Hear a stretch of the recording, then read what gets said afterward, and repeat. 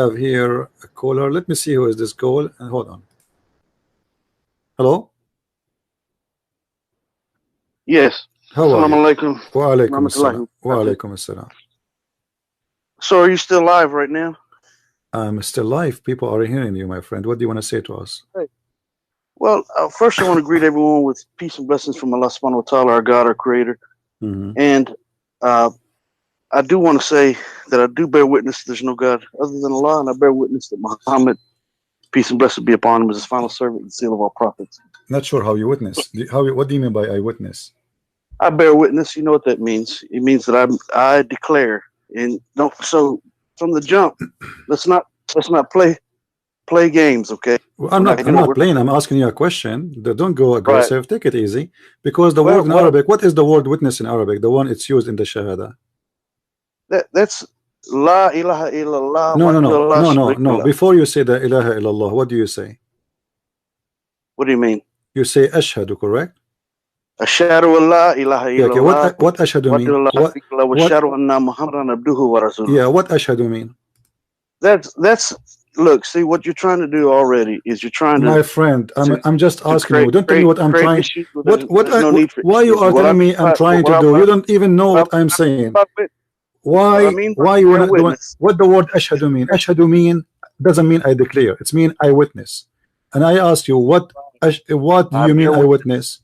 So how you witness and you are not a witness? So Allah is using the wrong. You don't want to admit that Allah is using the wrong word. Anyway, continue. That's a very ignorant thing to say. Why? So, do you speak Arabic? Do you speak Arabic? Do you speak Arabic?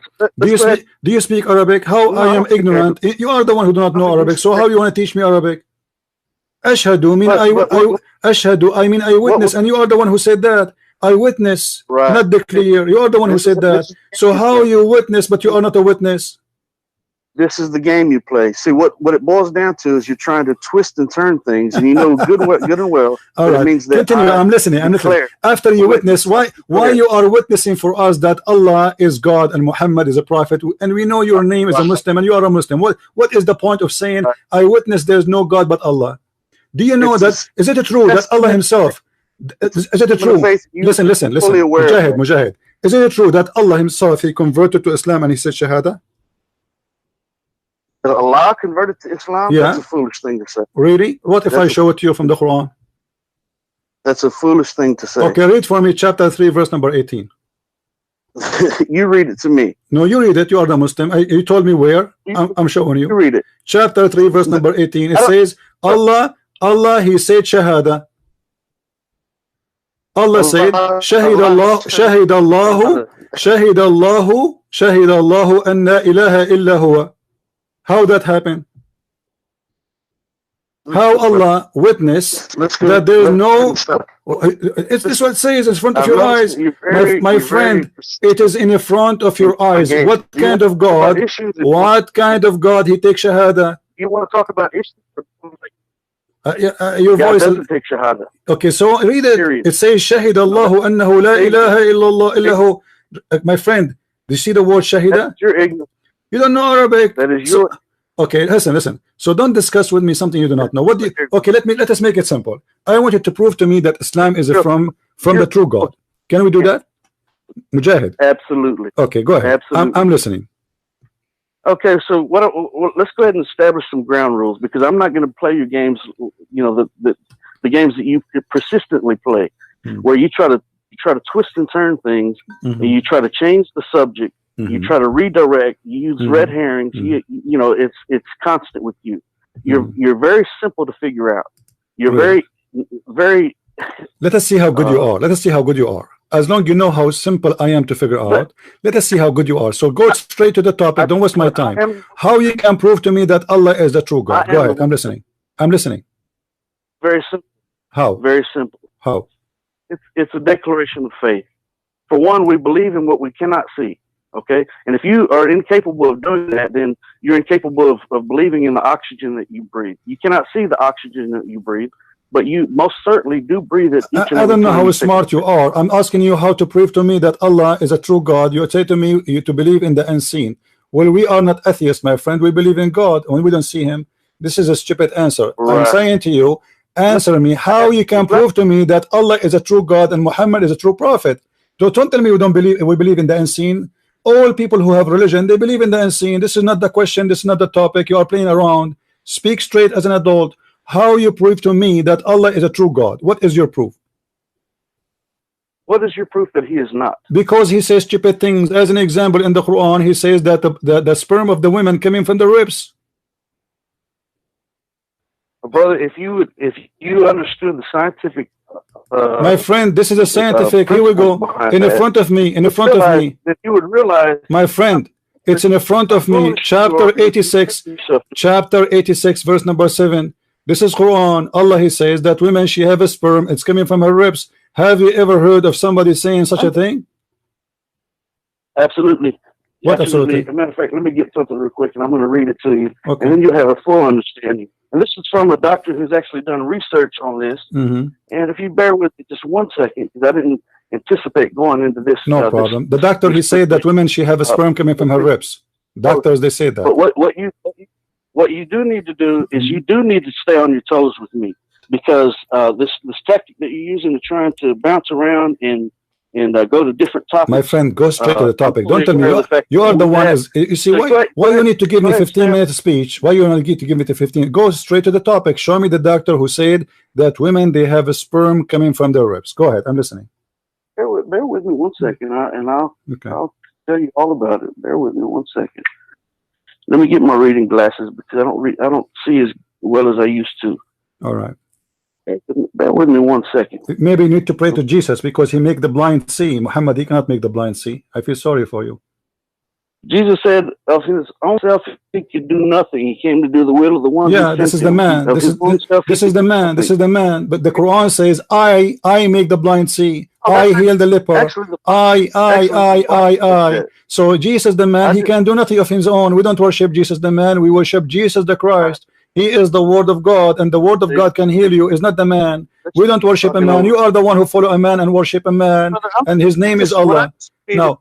What I just repeated was from the Bible, not the Quran. Yes, my friend. You don't quote a verse. You don't quote a verse from the Bible without forgetting the other verses, because the Bible says that Jesus said, "I am before Abraham. I am." So don't go there now. Let us finish this. About a God who believe women have a sperm coming from their breast. I want to know how this happened. How the bones of the women, the location of the necklace, generate sperm for the women. Show me the doctor. I'm finding it for you. Just bear with me 1 second. Taking long, my friend. It's very interesting that you like to try to talk over people on your program, and well, you are changing topic. No, actually, we came in and I am rude, my friend. I am rude. We are Arab. Arab are rude. Arab are rude. I'm like your prophet. We are Arab. So now, don't waste my time. Give me speeches. You are easy to figure out. You said something. It's very funny. I want you to get the proof. Who is the doctor who said to you that women, she have a sperm coming from the bones of her ribs? I want to know his name. Right. I've got the book in my hand right now. And if you give me a moment to look for it, I would. Okay. Developing the Human. Dr. Moore and Prasad. Dr. Moore. Dr. Moore. Okay. Page 8. Human Development. Page what? Page what? Page what? Page what? The 5th edition, page number 8. But this guy is a Muslim, right? No, this is just a medical doctor. No, he's a doctor. No, he's a Muslim. We know his name. His name is mentioned in all Islamic books because he's a Muslim. Now, what he said. Read for me. Read for me. Yes. He is. Yes. Read for me. What he said. Let us laugh. Let you laugh. The Quran, the embryonic development. In the Holy Quran, Allah speaks about the stages of embryonic development. We created man.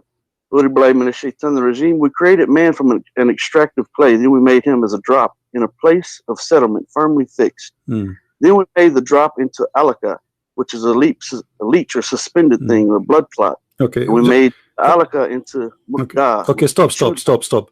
No. Just wait, because you are giving me an answer about a wrong question. We will talk about that later. No. I'm talking about the sperm of the women, my friend. You are talking about after the women get pregnant. The question here is not about the women after getting pregnant. About the women, there's a gushing fluid come from the man and the women. The gushing fluid come from the women ribs. Chapter 86. Abdul, listen, you are reading for me from Al-Mu'mineen chapter. This is different chapter. This is different chapter, different verse, different story. It's not about this. Listen, you are running away from the question. You are running away from the question. Where is the answer for this verse? Where Dr. Moore, he said that. No, you need to show me. You need to show me. Reading what I was reading. No, you are not reading. I know. I saw it all. I have a book about it. I answer all those, Abdul. I got them busted. I made them shish kebab. Go and buy my books from Amazon. It's called Quran and Science in Depth. Those guys are a joke, and nowhere he speak about the ribs thing. So now give me the answer. Where Dr. Moore, he spoke about women, she have breast testicles. Do you want me to read the whole book to you? Okay, no, show me where he spoke about women have sperm from their ribs. Give me the page number. Give me the page number. Right. So I would suggest that you and your listeners get the book. No, you show it to me. No. We want you to show it to us where he said that women sperm. You don't dictate what I do and what I don't do. No, I tell you, no, I challenge you because you're a liar. Because you're a liar. Where it is? Show me where he said women they have a sperm coming from their ribs. You are a liar. Otherwise, read it for us. I'm listening. You the question and you interrupted. I'm listening. No, you are not reading that. Okay, go for that. Go straight. Okay, read for me right away. Where he said the ribs of the women. Do you see the word the ribs of the women there in that page? Absolutely. You already tried to get me to answer that question. Do you see the word ribs in the whole page there? Do you see the word ribs of the women? Do you see it there? You can find the book Developing the Human. My friend, you are just a joke. Show me where he spoke about chapter 86 verse number 7. He did not speak about it. You are lying. Be honest. Not lying. Okay, then read for me where he spoke about it. You don't dictate what I do and what I don't do. Because this is the question. The question about chapter 86, verse number 7. Dude, what you didn't expect me to do is quickly give you a reference. Abdul, aren't you reading this guy for me because you want to answer this question?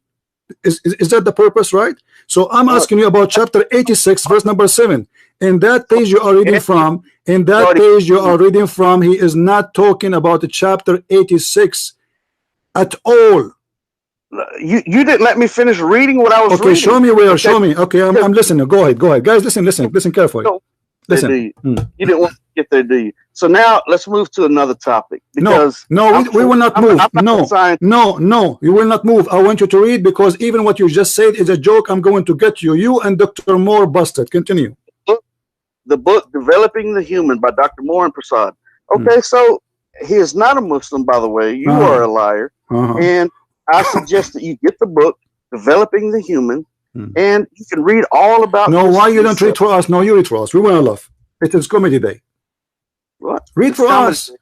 Read for us the human development. Show how the human is developed according to the Quran. According to Dr. Moore, is the one you choose. Go ahead. Tell us.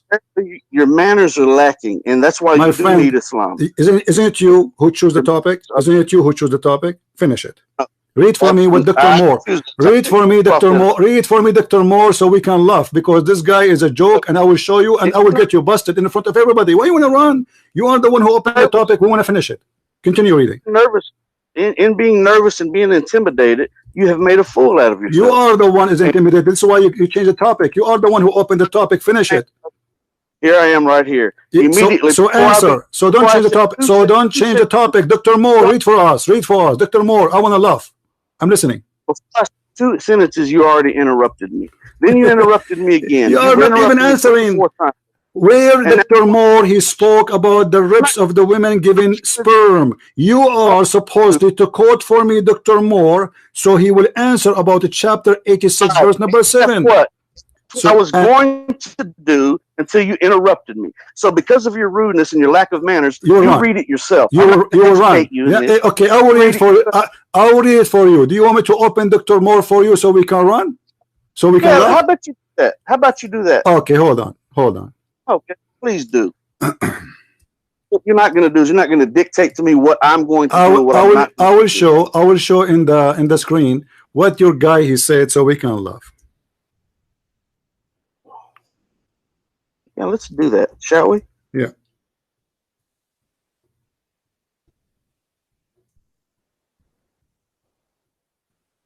All right.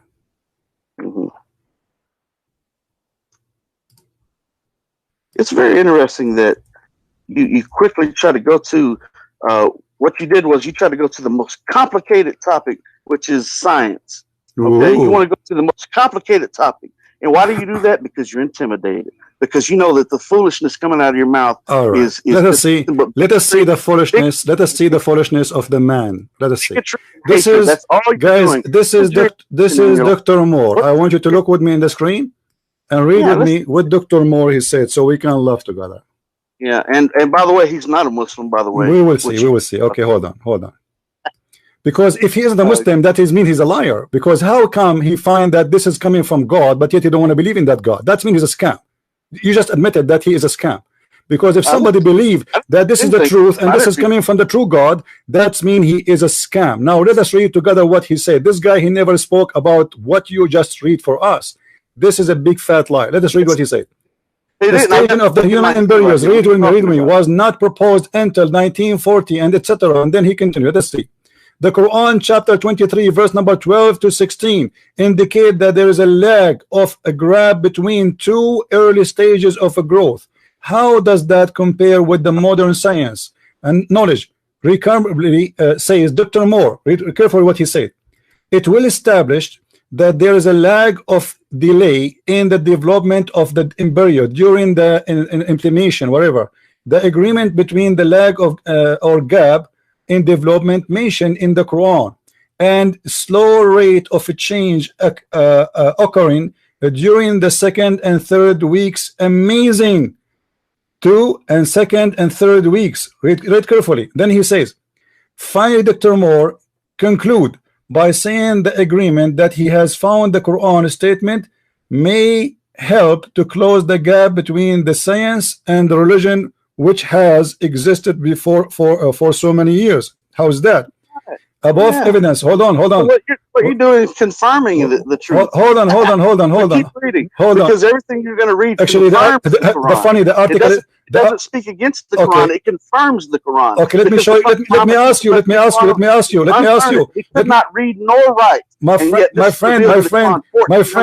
read. The invention of the modern science. Abdul. So you just shook down. You just broke down. You are a coward. Are you going to hang up? Are you going to hang up? Are you going to hang up and run? Is that what you do? Are you preparing yourself to hang up? So don't hang up. Okay, promise me. I'm not like these other listen. I will shake you up and I will don't use the word shit. Don't use the word shit. Otherwise, I will shit on your prophet. Listen. Be a brave man and promise me you will not hang up until we finish the topic. Promise me. I'm not going to hang up. Okay. I'm right here. Because I am right here in your mouth and giving you everything that you need to have. And everybody will be laughing at you now. Read carefully with me. And lies. Okay, read carefully with me. This is what Dr. Moore he said. Let us laugh together. What you're doing is confirming the Quran. Go ahead, read. No problem. Okay, let us read together. Let us read together. This is Dr. Moore. Dr. Keith Law Moore. This is the name, right? In the front of you. Let us see what he said. Okay. Let us see the topic. Actually, they are not even quoting where is the Quran? The whole article in front of me, but there's nothing. Where is the Quran? There's no Quran. Keep reading. It's a volume. It's a book. So hold on. I need to find. Okay. Do you have a link? Do you have a link? Stage of development. Do you have a link? Do you have a link for it? Stage of development. Do you have a link for it? Do you have a link for it? I have the book in my hand. I don't need a link. Okay, then read for us the book. Read for us the book, because the link in the front of me, here we go, there's nothing. I look for his name. It says that he found, but doesn't say. He don't even quote the Quran. So concerned about this. The whole article, Abdul, let me show you what Dr. Moore he said in the Quran. He spoke about the alaqa. You Muslims are a bunch of crazy. You do not know even what he's talking about. Dr. Moore, can you read for me the verse he read for you? Dr. Moore, read the translation for me. I'm not reading anything for you. Why you will not read? Because you will be exposed for the false translation. This is the word alaqa. This is what your Dr. Moore he did read. Let me show you. Let me show you. Let me show you, and we will laugh together. This is what Dr. Moore he read for you in chapter 2, verse 22, verse number 5, and specifically chapter 23, verse number 14. Sorry. Let us read together. According to Dr. Moore, it is. He said that the Quran saying there is a word. It's called leech. Is that correct? Right. Okay. All right. Okay. Where we can find in any Islamic translation the word leech? Show me. It's not the word leech. It's similar to the leech. No, is it? So what it is? So what it is? So what it is? So what it is? What it is? It means a suspended thing, that which clings. No, it doesn't mean all Muslims. See, this is where all Muslims. Let us see what Muslim translation is. Muslim translation is, listen. Muslim translation says that this is a dead blood. Do you agree? It's a clot, a clinging it's thing. A congealed. No, it's a congealed dead blood. Yes or no?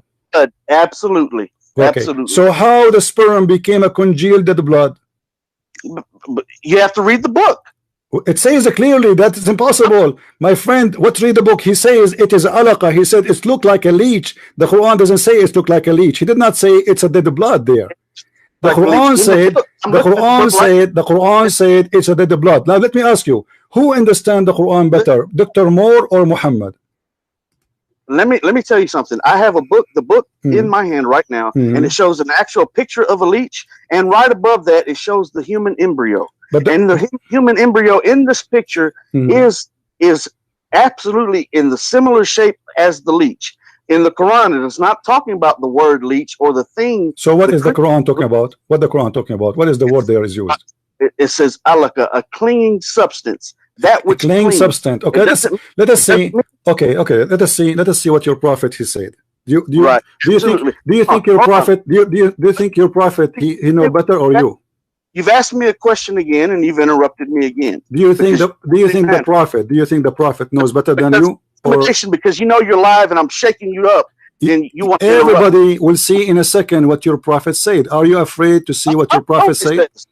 It says, are you afraid? Are you afraid to see what your prophet said about this? Absolutely not. Okay, so I'm asking you friendly, if we go and ask your prophet what he meant by this, isn't it better than we listen to you and to me? I think your prophet, he deserves more respect, right?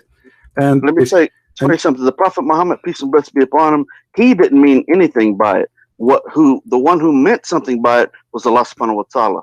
Okay, no problem. Muhammad, but your prophet, when he said he didn't mean anything about it. Okay. He didn't mean anything by it. He was revealing what was revealed to him through the angel Gabriel. May Allah be pleased with him. All right. So but your prophet, listen. Trying to equate this book. No problem. Equate the Quran with the Prophet Muhammad as having revealed the Quran himself. That is not the truth. But you're a prophet, my friend. You talk too much. You talk too much. You are not saying anything. I'm asking you. Do your prophet understand the Quran properly? This is the whole. There's no need for this speech you are giving me. Do your prophet? Okay. So your prophet, he understand the Quran properly. So if we go right now and we see what your prophet said, are you going to say your prophet is a liar? Why would I say that? I'm asking you. Are you going to say that? No. Why would I say that? I'm asking you. Why would I say that? Let us see what your prophet said then, and that will solve the problem. What do you think? Good. What did he say? I'm asking you. If I show you, are you going to say? Because I'm predicting that you will say I don't believe in it. I can't tell you what I'm going to say before you said what you. Okay, let us see what your prophet said. Read with me carefully. Read with me. Okay, read with me. Are you looking at the screen? Are you looking at the screen? Stop screaming, you idiot! Look, read with me. Your prophet is said something. Respect your prophet and read. Read. Your prophet said that the sperm stay in the belly of the women for 40 days. Do you agree with that? Absolutely. Based on this book that I'm holding my hand by Dr. Moore? Yeah. Absolutely. And Dr. Moore, he said that the sperm stay in the women for 40 days. You confirm that? Yes, absolutely. You liar, big fat liar. Show me where it says that. I'm a big fat liar? Yes, show me. Which page it says that the sperm stay in the women for 40 days as a sperm? I want to see that. let me answer your question. I'm listening. No, show me where Dr. Moore, your scam, said that the women's sperm, there's a woman, she have a sperm, or the man have a sperm, and the sperm of the man stay in the belly of the women for 40 days. I want to see that. Look, brother, let me. Don't call me brother. I'm not your brother. I'm not the brother of the devil. You are a follower of the devil. Now answer. Where in the book it says that? You are a liar. You are a scam. Otherwise, show me. I challenge you not to hang up, not to run, and to show me the page and to read for me. Dr. Moore in page, etc. And read for us. He said that the semen of the man stay in the womb for 40 days. I'm listening. Right. Absolutely. Show me. Okay. I'm listening. What do you want me to do? You want me to give you a whole? Show me. You said absolutely. He said that. You said absolutely. Dr. Moore. He said that. Show me. I've got the book in my hand. Show me. Read for us. If you want to know this, just you buy the book. My friend, don't tell me read the book. My friend. Don't waste my time. Don't waste my time. People are listening. You see, I don't want you to convince me that I'm wrong. Convince everybody that Christian Prince is wrong. Okay, no problem. So now either you are got busted, you have no answer, or you read for us. Where Dr. Moore, he said that science approved that semen of a man stay in the womb of the mother for 40 days. Right. It's absolutely in the book. Where? And if you buy the book. No, read for us. Don't tell me if you buy the book. You have the book in your hand, my friend. You have the book in your hand. Just read it. Read for us. Show us where it says that. If you find the book, show us where it says that. You are a liar, aren't you? No, I am. Then show us. Tell us in page. You are recorded. I will make you famous in YouTube. You are already famous. People are recording you. Tell us which page.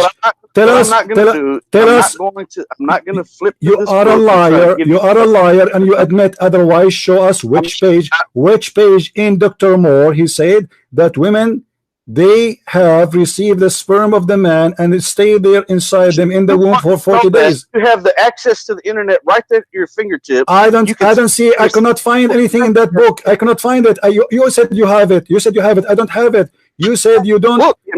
Show me. A hard copy of the book in my hand. Then read it. Then read it. Like Abdul, what's wrong with you guys? Do you see? Guys, do you see why I say every Abdul is a liar? He have the book in front of him. He said he confirmed absolutely. I believe in that. Absolutely, the prophet saying the truth that the sperm stay in the womb of the women for 40 days, and he said it's in this book. Okay, show us which page. Read for us. I'm not going to flip through this book and find it. Show us. You have to flip because you're a liar. So how you know it is there if you do not know how to find it? You're a liar. I've already read this book. Is it there? Is it there? Is it there? You and give you a class. Is it there? So you have no answer. You are here supposed to get me busted. Why you don't want to get me busted?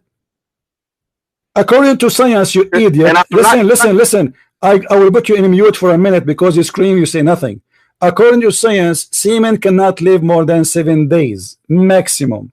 Your prophet is a big fat liar when he said semen stay alive for 40 days. What do you say about that? What do you say about that? Do semen live more than 7 days? Answer your question. If you hold your comments for a moment, I'll answer your question. Okay, what's the answer? The semen cannot live more than. Okay, I'm going to make some tea. I'm listening. Give me the answer. Okay, please listen. Just stop and be quiet for 30 seconds. I'm listening. Go ahead. If you 30 go seconds. ahead, dude. Tell me the answer. Don't give me a speech. Give me the answer. Right. You just said that semen can't live for more than 7 days. But brother, each and every person on this earth, I'll be 47 years old in just a few weeks. And guess what? I used to be sperm myself. You used to be sperm. Don't tell me that sperm can't live in the womb of a woman more than 7 days. It develops and it grows and it grows. The sperm grows. The sperm grow. The sperm.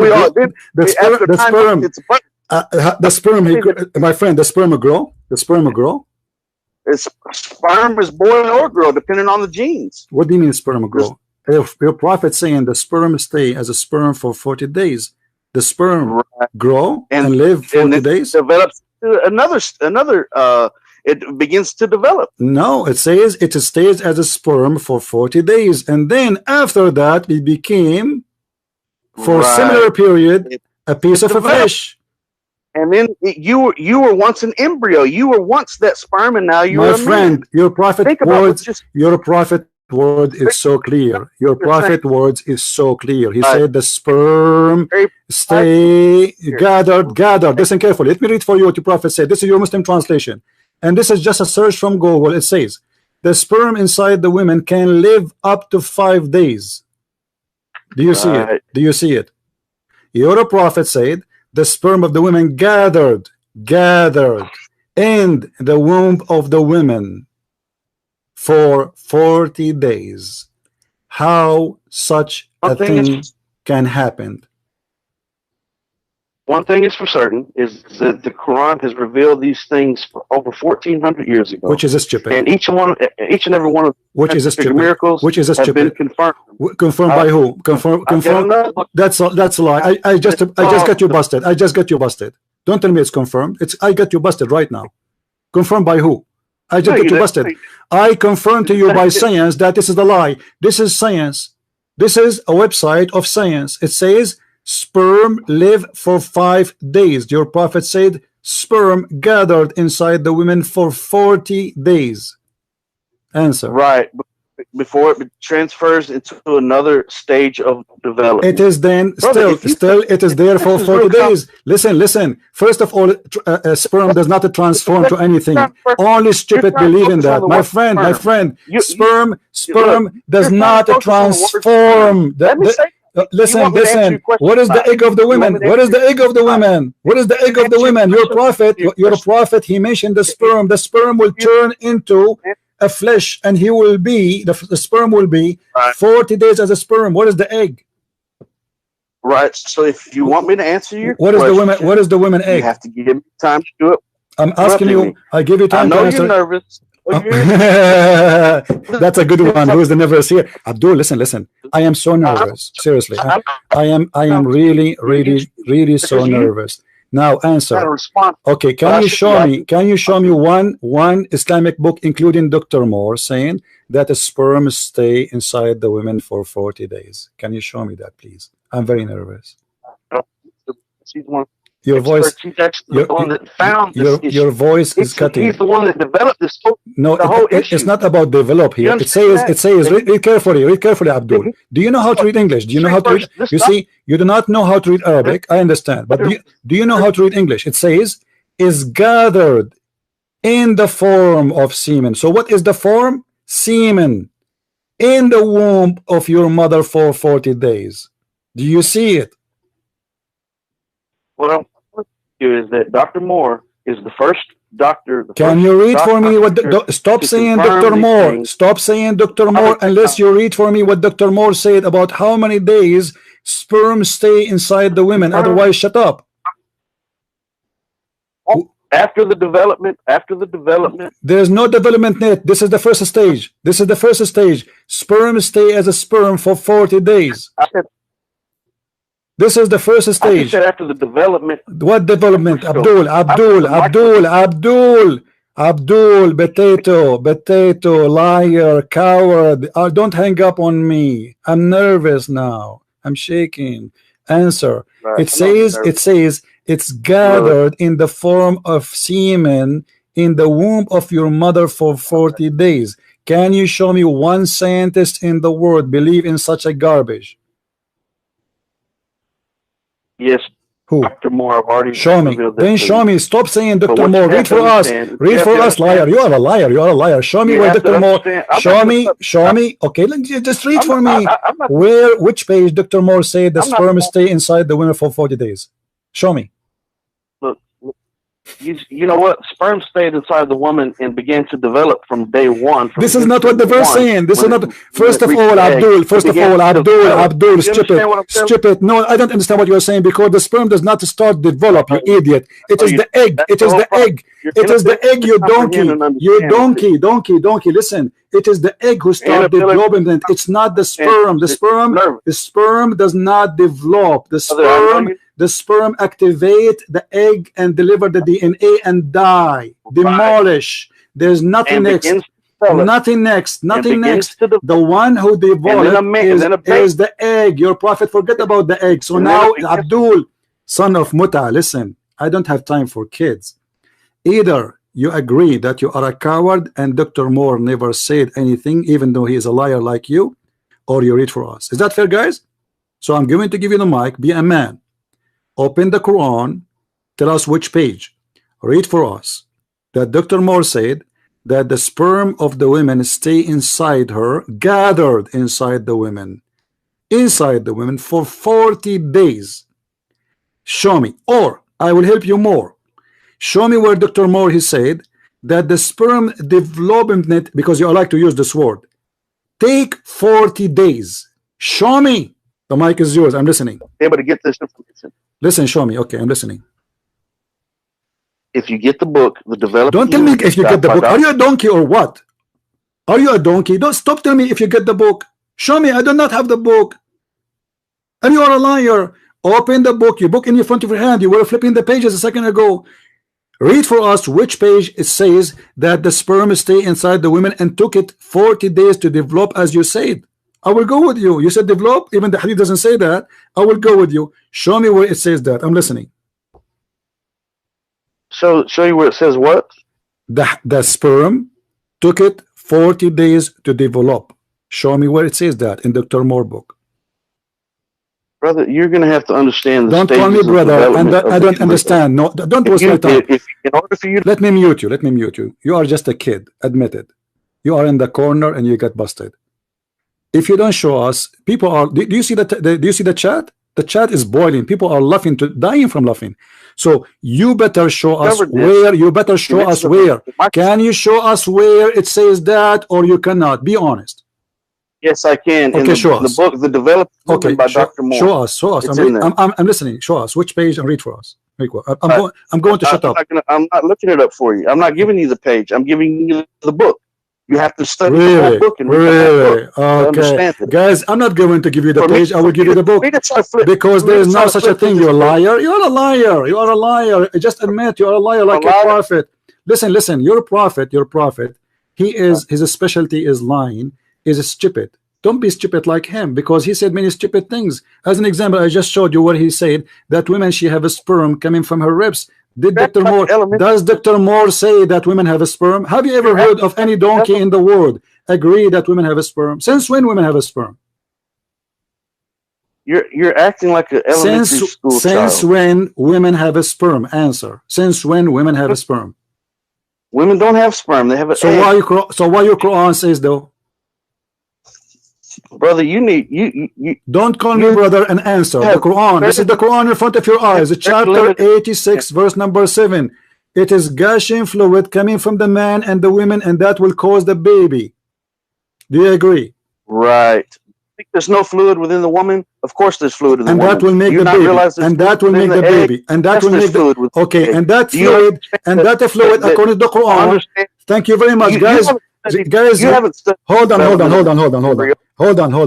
This guy, he just admitted that it's a fluid coming from the women will make the baby. Now, the Quran says in that chapter that fluid is coming from the ribs of the women. Do you really believe in that? PhD. Listen, not an authority on this subject. Abdul, do you believe? Do you believe? Show me one person he have a PhD. Abdul, show me where. Here we go, Dr. Moore again. Donkey. Listen, I have many mules around me. And you are just a small donkey. Mules, they don't dare even to get close. Show me where Dr. Moore, he said that women have a sexual fluid. It's coming from their bones and the bones of their ribs specifically. The mic is yours. Can you read for us? I didn't hear anything you said because I wasn't listening. Can you read for us? Can you read for us? Anywhere in Dr. Moore book it says that women have a sexual fluid coming from the ribs of the women. Look. Can you show us? Let me ask you a question. Don't ask me. Answer the question. Can you find me anyone in the world believe that women she have a sperm coming from her ribs? Yes or no? If that's what the book says, which it does, yes, I believe that. Absolutely. But you said to me you want to prove it to me from Dr. Moore book. This is the whole point. Where if Dr. Moore he said that women have a sperm coming from their ribs. I'm not going to. You realize that it would take me time to look through this book and find that subject. Okay, I will give you. Listen, I will give you 10 years. Is that a good deal? I will give you 10 years. Is that a good deal? I don't need 10 years. What I need you to do is take some money. No, I will give you 20 years. You are a liar. Otherwise, why you don't need 10 years? You need it because maybe by then you will die and then you escape from this challenge. Otherwise, show it to me right now. You are the one who read the whole book. You are the one who read the whole book. Did you read the whole book or only the cover? Did you read the whole book? I read the whole book. The name of the book is The Developing Human by Dr. Great. So where Dr. Moore, he can explain to us how the Quran say women have a sperm coming from their ribs. According to science, women have no sperm. You want me to tell you where? You want me to tell you where? Okay, I will tell you where. It's in the book The Developing Human by Dr. Moore. Right. You know, they say in China, he left as a donkey, he never came back as a horse. Do you want me to tell you where? Do you want me to tell you where? Do you want me to tell you where? It's in the book. Do you want me to tell you where? Do you want me? Are you a kid? How old are you? How old are you? How old are you? You're embarrassing yourself. You don't even realize it. How old are you, Abdul? For the sake of Allah, leg. You know, for all your listeners. How old are you? For the sake of Allah, leg.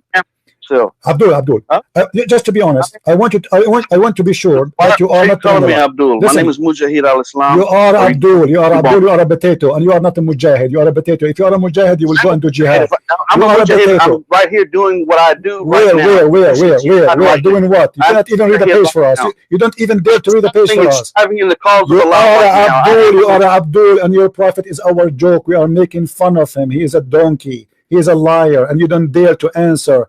If you are a mujahid, then give me the answer. This is the interpretation of Al-Jalalain in front of your eyes. It says that there is a sperm of the women coming from the backbone of the man and the ribs of the women. Answer. How kind of a stupid prophet he says such a thing? The mic is yours.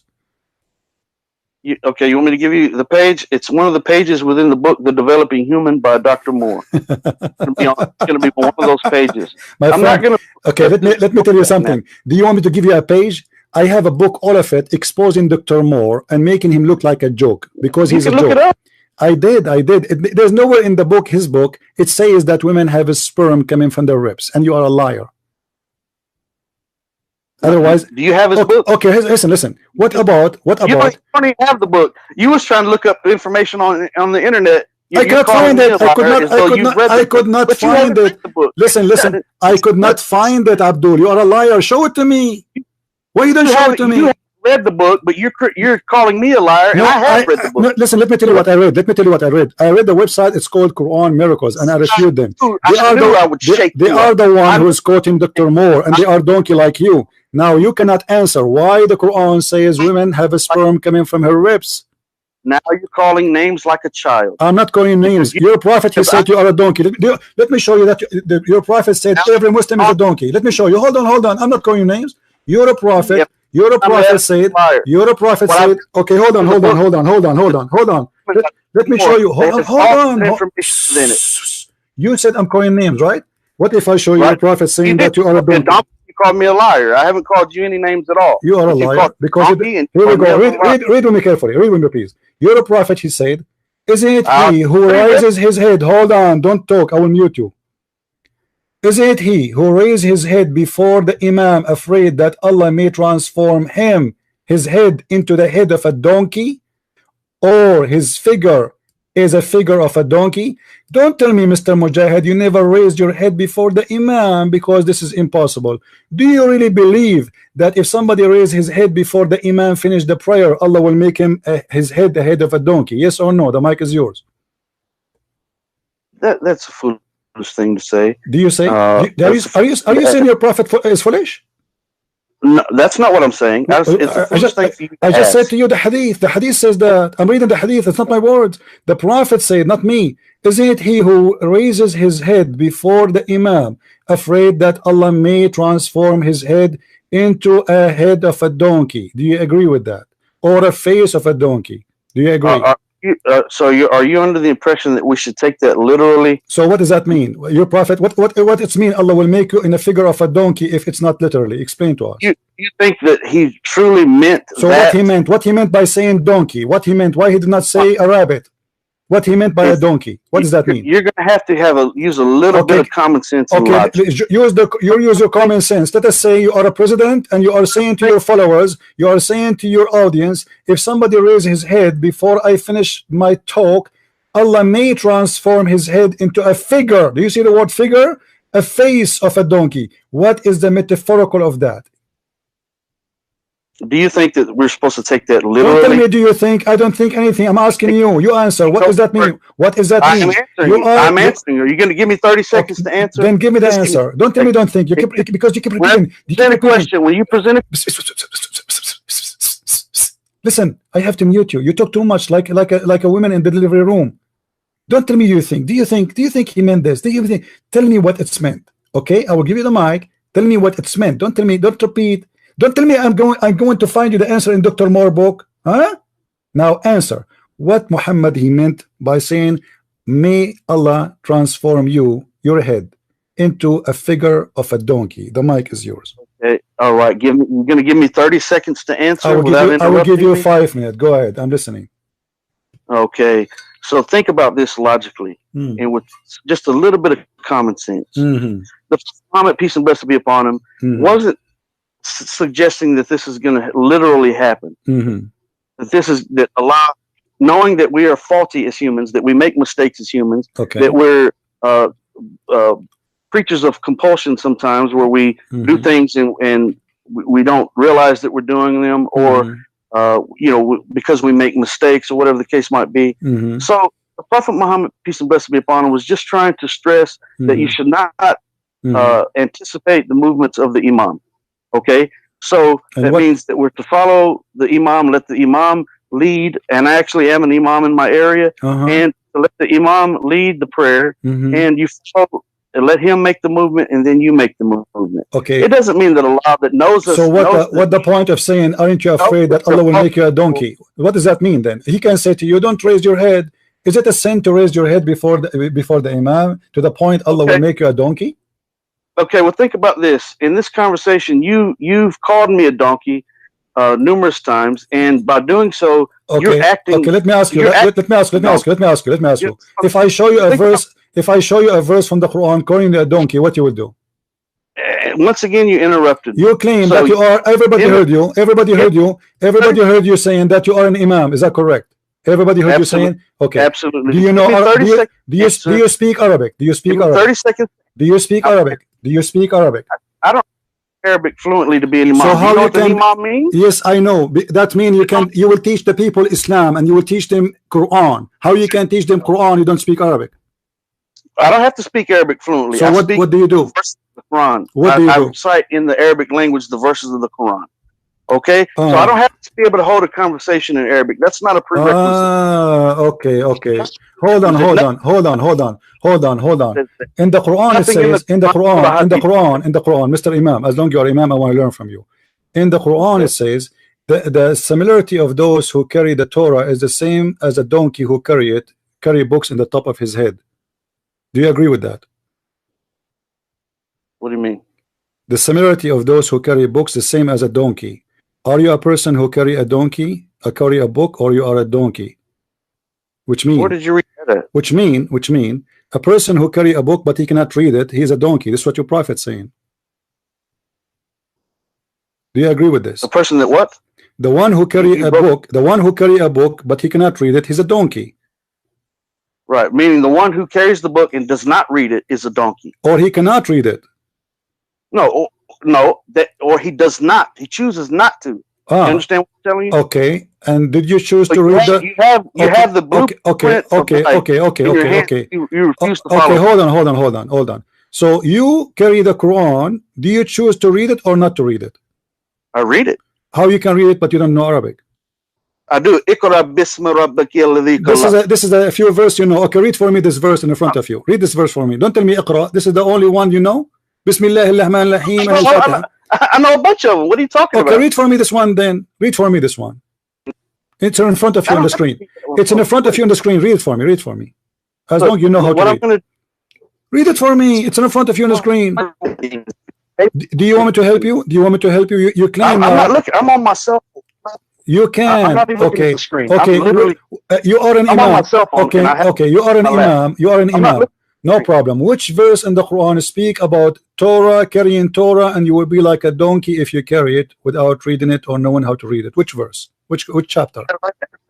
Which chapter? Got it right there. Which chapter? Where? What do you mean right there? Tell me which chapter. You are an imam, right? You're an imam in the mosque. Don't tell me you're an imam, but you do not know where this verse is located. You're looking at. Where we can find this chapter? Brother, look, you're looking at it right there. Brother, you are looking. Are you not? Abdul, you told me you are not looking at the screen, and now you are saying to me you are looking at the screen. You told me you couldn't see the screen.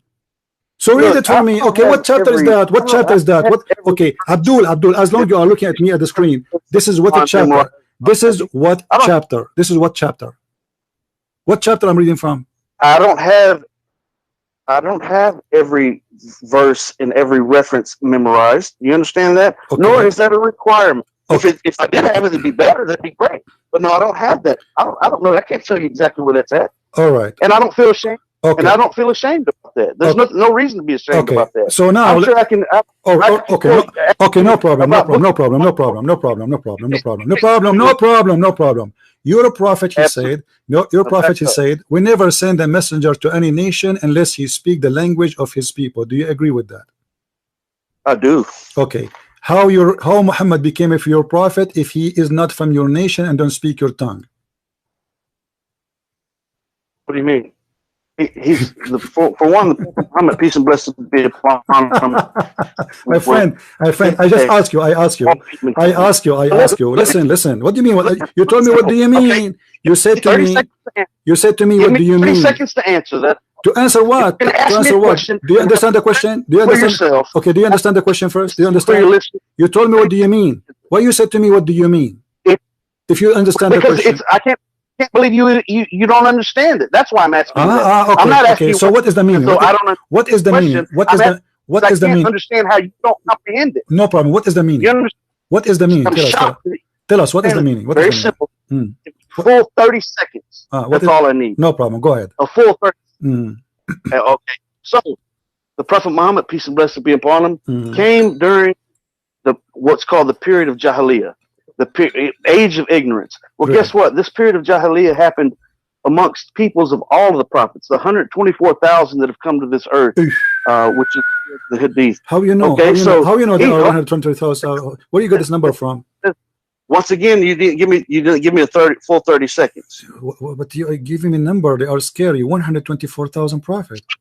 What you can ask me that after my first answer. Just take a note, guys. 124,000 prophets. Okay, go ahead. 24,000. Go ahead and write it down, and we'll get to that here in a second. But I'm going to start over with this 30 seconds and try to show a little self-respect and respect for your listeners. Okay. Okay. So this period of ignorance, it's times of darkness in the lives of humanity at different periods of time. So Allah subhanahu wa ta'ala, our God, our creator, has sent prophets to address these people during these ages of darkness and ignorance, where the man is living and doing what he wants to do and how he wants to do it, and he's worshiping. What does speech have to do with my question? I don't know. What does it have to do with my question? Where's the answer? 15 seconds. Okay, so we believe that Allah has sent prophets, peace and blessings be upon all of them, to address people of their various times. So Moses had his own people, that the children of Israel that he was guiding. The prophet Abraham, peace and blessings be upon Noah. All of these prophets address peoples of different times that were going through different issues in darkness. Okay. They were in darkness. What does this have to do with my question? So the Prophet Muhammad came, and what did he do? He came to the Arabic people that were lost in the darkness. They were doing very, very bad things during this age of Jahiliyyah. Okay, so like what? Kissing stones? Like what they were doing? What they were doing? Kissing stones? They were worshiping stones and statues. Kissing stones. They were using. You're a prophet. You're a prophet. Kissing stones. You're a prophet. You're a prophet. He promotes slavery. You're a prophet. He kisses stone and he lick it. So what is this? It's the same. Did your prophet kiss stones? Actually, did your prophet kiss stones? Did your prophet kiss stones? Did your prophet kiss stones? Did your prophet kiss stones? You want me to answer your original question? Yes. You want me to finish your original question? Yeah, because you mentioned something. I want to clarify it for me, please. Answering your original question, and then you can ask questions. Because you are not answering my original question. You are just speaking. Blah blah blah blah. Where is the answer? The question is very simple. You are not answering. Why Allah He said, "I never ever send a messenger unless he speak the tongue of his people." Right. Okay. Absolutely. Was Muhammad a prophet? Was Muhammad a prophet? Answer your question. Was Muhammad a prophet for the Arab only, or his international prophet? No, I'm going to answer your question. If you have a little bit of self-discipline, a little bit of self-respect, can you do that as a man? No, I cannot. Can you do that? Because I don't have self-discipline for a Satan. You are playing satanic game. You are not answering. Where's the answer? Muhammad is an Arab prophet. He speak the tongue of the Arab. This is what the verse saying. Only prophet, he will be sent to his people. Do you see the word his people? Right. Okay. So he is not sent. He is not sent to the black people. He is not sent to the Asian people. He is not sent to the white. He is sent to the Arab. Now, how Muhammad became international? How can you say that? I'm a white Muslim revert from Houston, Texas. Okay. That's me. You're stupid. That's me. You're stupid. That's all. That's me. You're stupid. That's all. Because Muhammad is a prophet for the Arab, and the Quran confirmed that. He was actually, the Quran states that he was sent as a mercy to all of humankind. All of my friend, do you see the verse? Okay, read the verse for me. Read the verse. Let me answer the question, and we'll move on. Okay. So, unlike the previous prophets that were sent to only their groups of people, so Isa alayhi salam, Jesus, peace and blessing be upon him, was only sent to the lost tribe of Israel. And he declared that in the Bible itself. He said, I was not sent but to the lost tribe of Israel. Question. Because he was only sent to question. Hold on. Okay, what is the name of the book of Jesus? What the name of the book of Jesus? In the Quran. What the book of Jesus called? What the Injil. What is the word Injil is a Hebrew or a Greek? It's probably Aramaic. Who told you that? I don't have to. That's the language that Jesus spoke, Aramaic. That's a known fact. Okay, how Jesus is a prophet? He speak only to the tongue of his people Israel, and he speak Aramaic. You just said that. You said Jesus was sent to the Jews, and he speak the tongue of the Jews, and he sent to the last tribe of the people of Judah, and you just said that Jesus speak Aramaic. Right. How this happened? How this happened? This is the contradiction. This is the contradiction for the Quran. This is Abdul. Your Quran. You are the one who mentioned to me saying, "Childish." Don't call me this childish. You're acting like a child. Mr. Imam, you are hired. You are hired in my mosque. We need a joker. You said that as an example, Jesus, to give me a proof that prophet, they are sent only to their nation to speak their language. You are the one who quote Jesus for me. You are the one who quote Moses. So now I'm asking you, how Jesus, his book is a Greek word, and you said he speak Aramaic, but yet his people speak Hebrew. Okay, so obviously you don't know the history of the Bible. The original manuscripts, the earliest manuscripts. Yeah, I lost you. Hello? The earliest manuscripts. Yeah. I don't know what kind.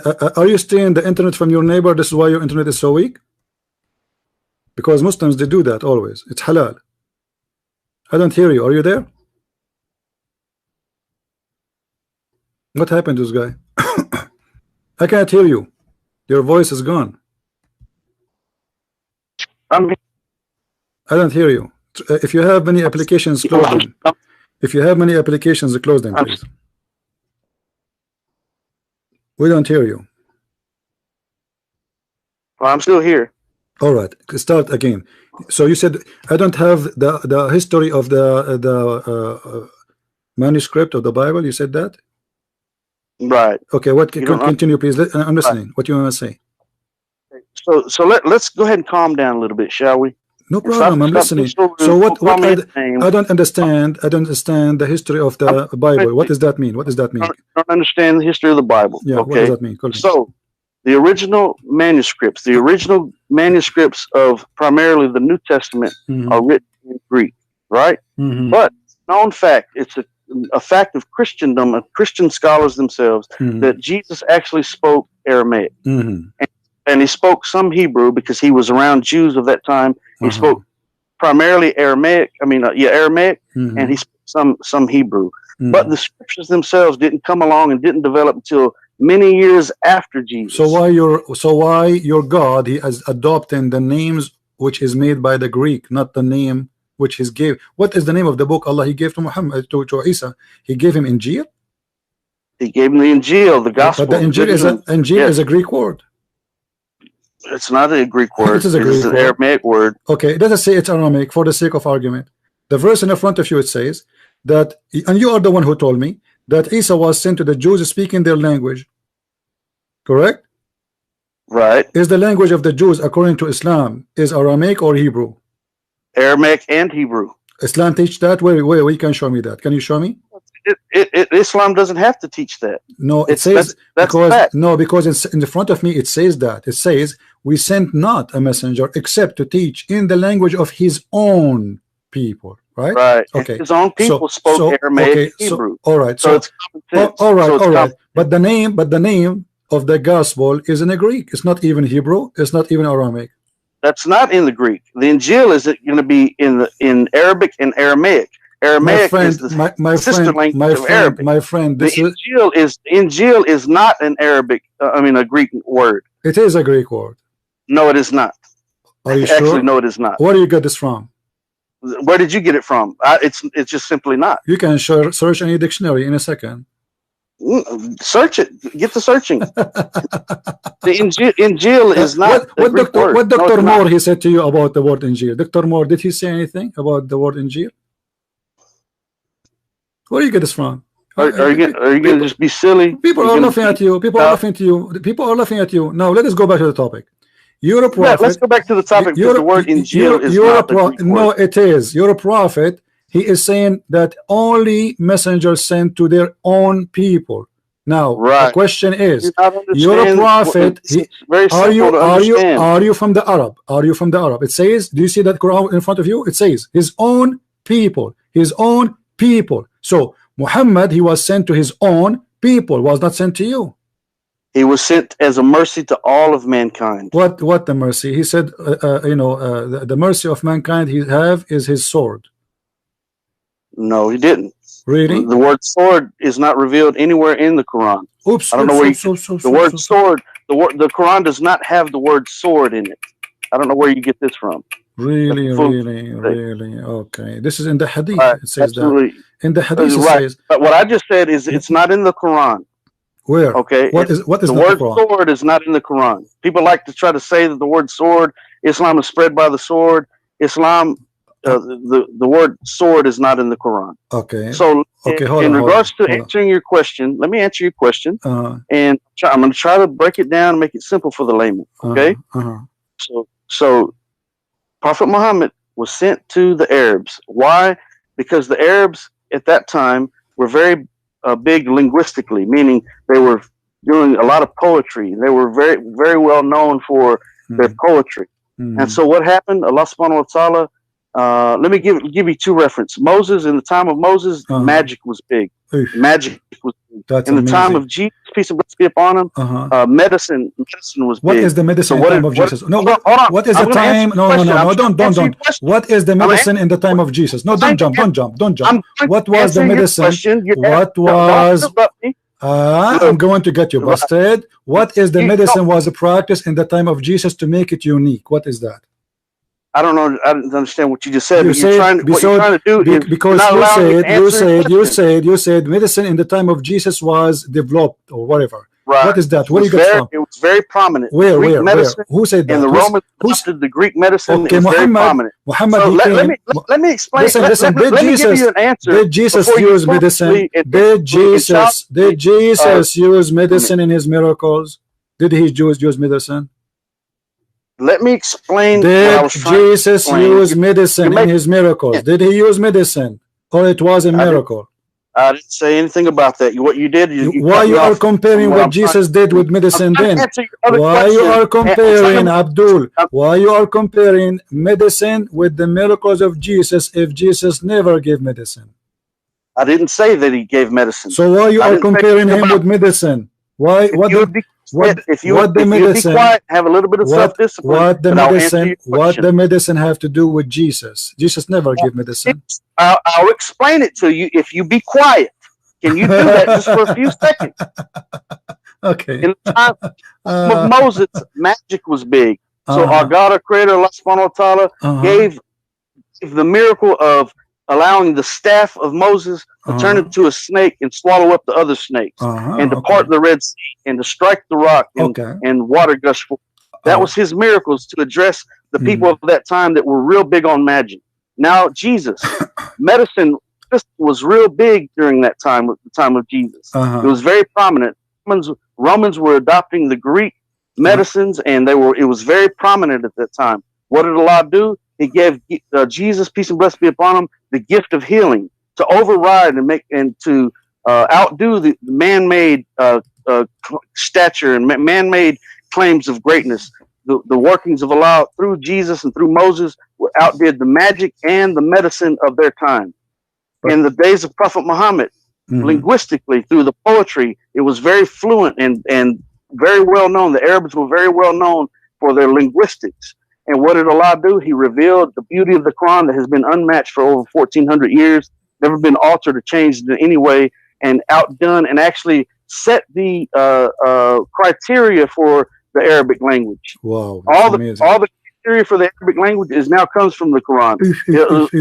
Also, hold on, it was revealed in the Arabic language because the Arabic language is easy to learn and to recite.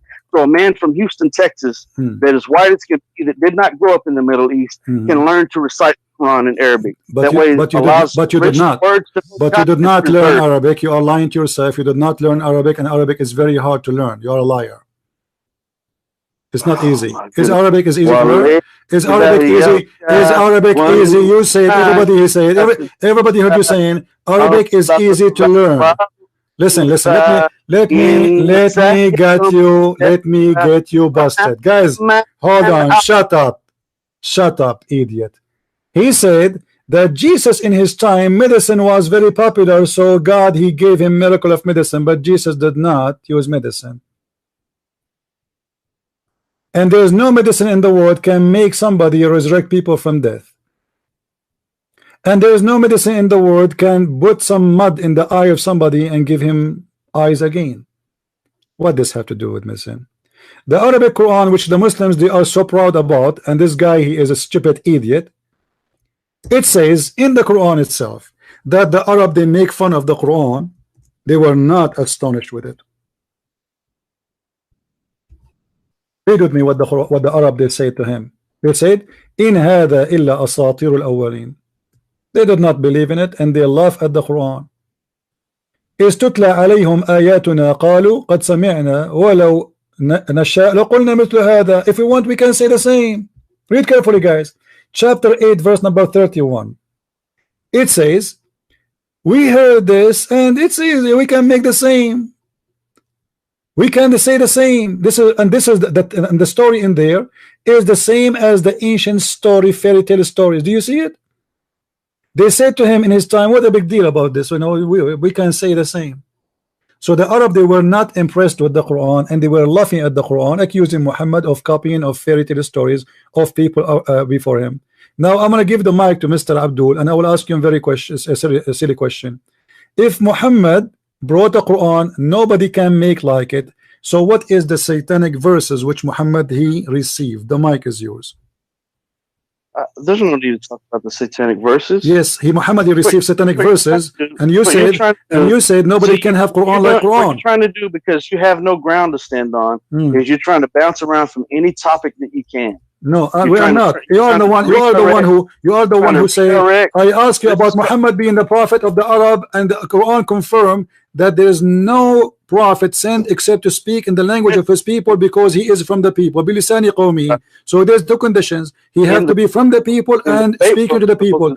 Okay, let me ask you a question. What the Quran says about what is the reason to give the Quran in Arabic? What is the reason? Do you know?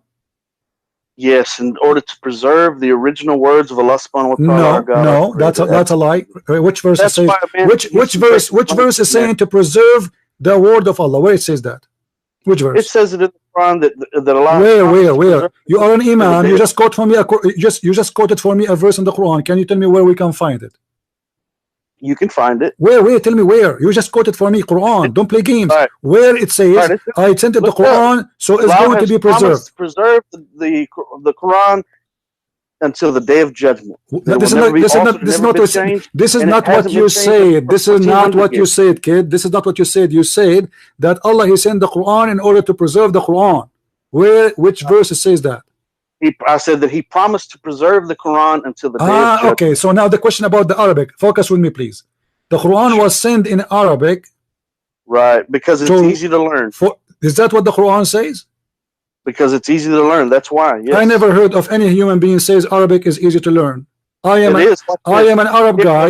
I am an Arab guy. I'm an Arab guy. Spend all my life studying Arabic, and when I write, if I write a letter, I will make errors. And the Quran is full of errors. Listen. Don't be dumb. The Quran says the Quran. Stupid. He want to sing for me, an idiot. He must be high. Guys, look at this Quran. The Quran said that Allah He sent the Quran in Arabic so you might understand. This donkey He said to us because it is easy. Arabic is easy. In chapter 12 verse number 2 it says the following, Abdul. Listen carefully and I will open the mic for you. Inna anzalnahu Qur'anan Arabiyan la'allakum ta'qilun. What does that mean? The mic is yours. Brother, I can't speak. Don't call me brother. Don't call me brother. Answer. What that means? A brother in humanity? No, I am not a brother. No, because Muslims, they are a liar. Muslims are not even allowed. Muslims are not allowed. Are not allowed to call non-Muslims brother. That's mean you are practicing taqiyya with me. That's not true. That is not true. This is true. This is true. Okay, then read for me chapter 5 verse number 51. We are brothers in humanity. No, we are not. We are not. We are not. We are not. We are not. You don't accept my calling you brother. No, I don't want you to call me brother because you are a hypocrite liar. Now answer. Don't change the topic. Don't change the topic. Don't talk about love. Don't talk about love. Your God. You have hatred in your heart. Abdul. Because you're let me shut you up. Let me shut you up. You said you are a convert from Austin, correct? Or Houston? From Houston. Absolutely. Okay, no problem. Not a convert. And you said Islam teach you to love others. Is that correct? Absolutely, and I do love you. Okay, that's why I have let us see if this is true. Let us see if this is true or not. Chapter 9, verse number 23 says you cannot even be friend with your father and your brother from your blood. What do you say about that? Not if they're speaking against Islam. If they're fighting those. A second ago, you said to me you love me. You idiot. You liar. A second ago, you said to me I love you too. You said to me I love you. I speak against Islam. Shut up, idiot. Shut up, liar. Guys, did he say a second ago I love you too?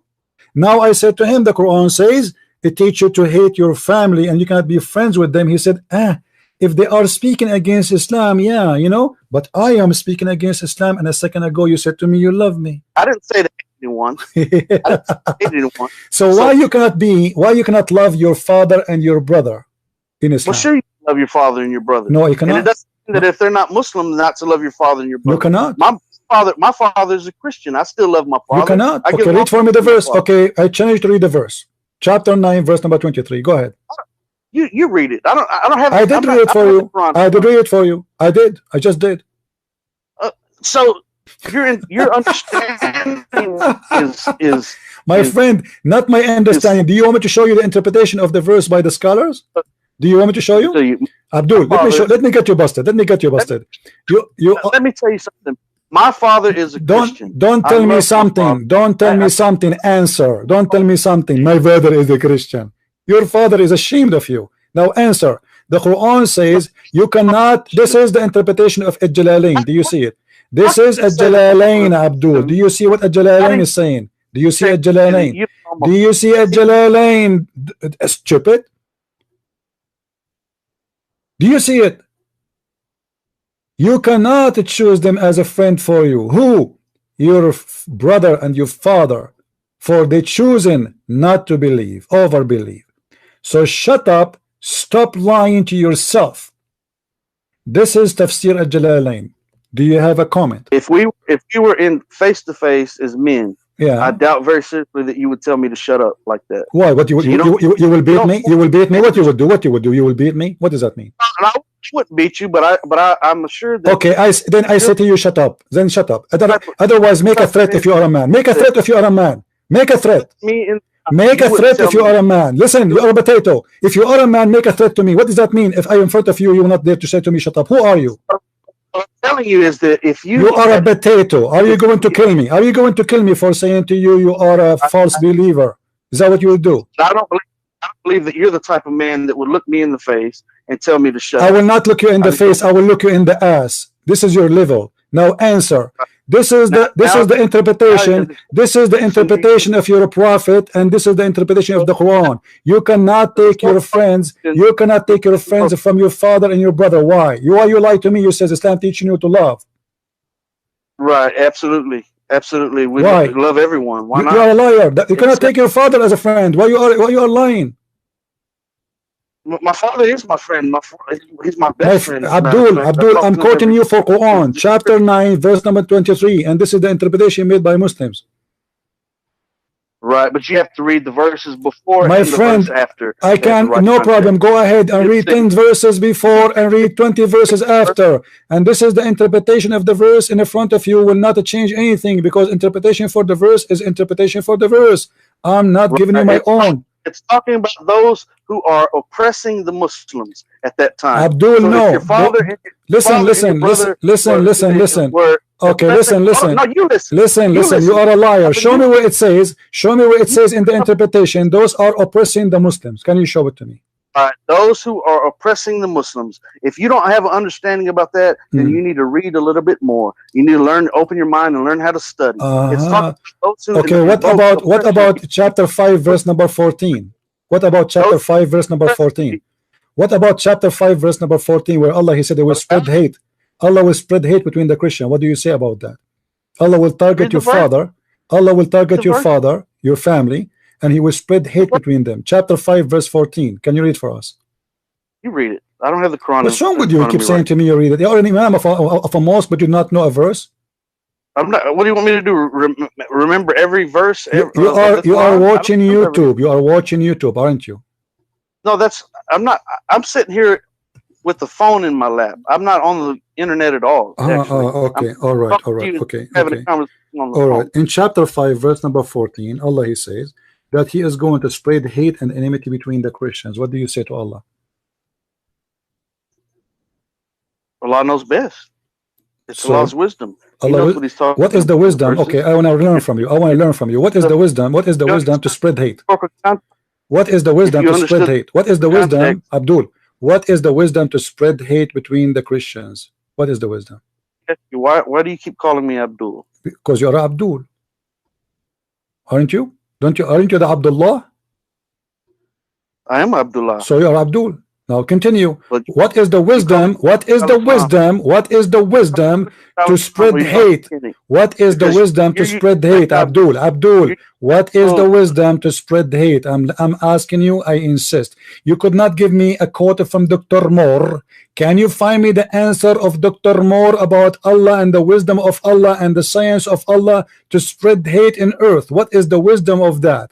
To commit more crimes, so people, they will kill each other, people will rape each other. What is the wisdom to spread hate? Explain to me. Well, what you need to do is you need to read the verses before. I did.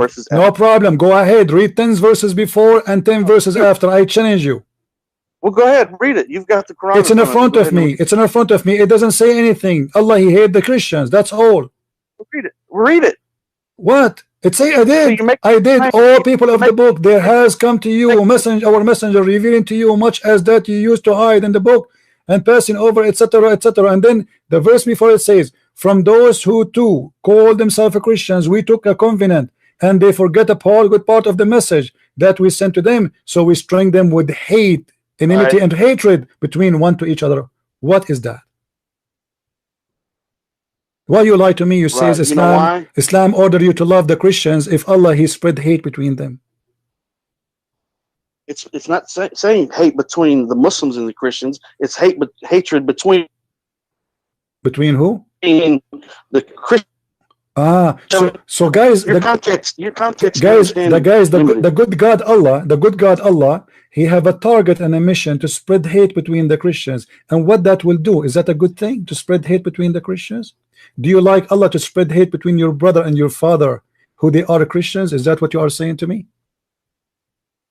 let me. What I'm going to do? I've got the Quran in my hand right now, and I'm going to go ahead and give you a lesson. Okay? No, answer so you this. Sit back and listen. Answer this. No, don't give me a lesson. Answer. Do you like your God? You said you did lie. You did lie to me. You did lie to me. You did lie to me, saying that you are a convert, and your father is a Christian, and your brother is a Christian. No. So the question is, do you accept your God Allah to spread hate between your father and your brother because both are Christians? Do you agree with that? Let's go ahead and read this, okay? It says, from those two who call themselves Christians, we did take a covenant, but they forgot a good part of the message that we sent to them. So estranged them with enmity and hatred between the one and the other to the day of judgment. Okay. And soon will Allah show them what it is that they have done. O people of the book, there's come to you our apostle, revealing to you much that you used to hide in the book, and passing over much that is now unnecessary. There has come from Allah new light and a perspicuous book, wherewith Allah guides all who seek his good pleasure to ways of peace and safety, and leads them out of darkness by his will to light, and guides them to a path that is straight. So let me ask you, brother, and listen to those verses. Do you hear anything about hatred right there? Yes. Do you hear anything, or do you hear? Yes. It says clearly he will spread hate and enmity. What's wrong with you? What do you want more? Do you see the word with enmity and hatred? What do you want more? Right.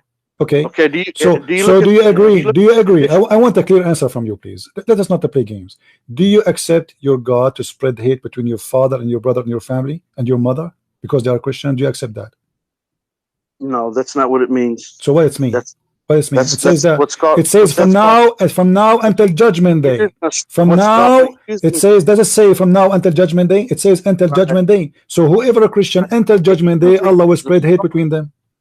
What you're using is what's called a straw man fallacy. You're trying to read something into the text that is not there.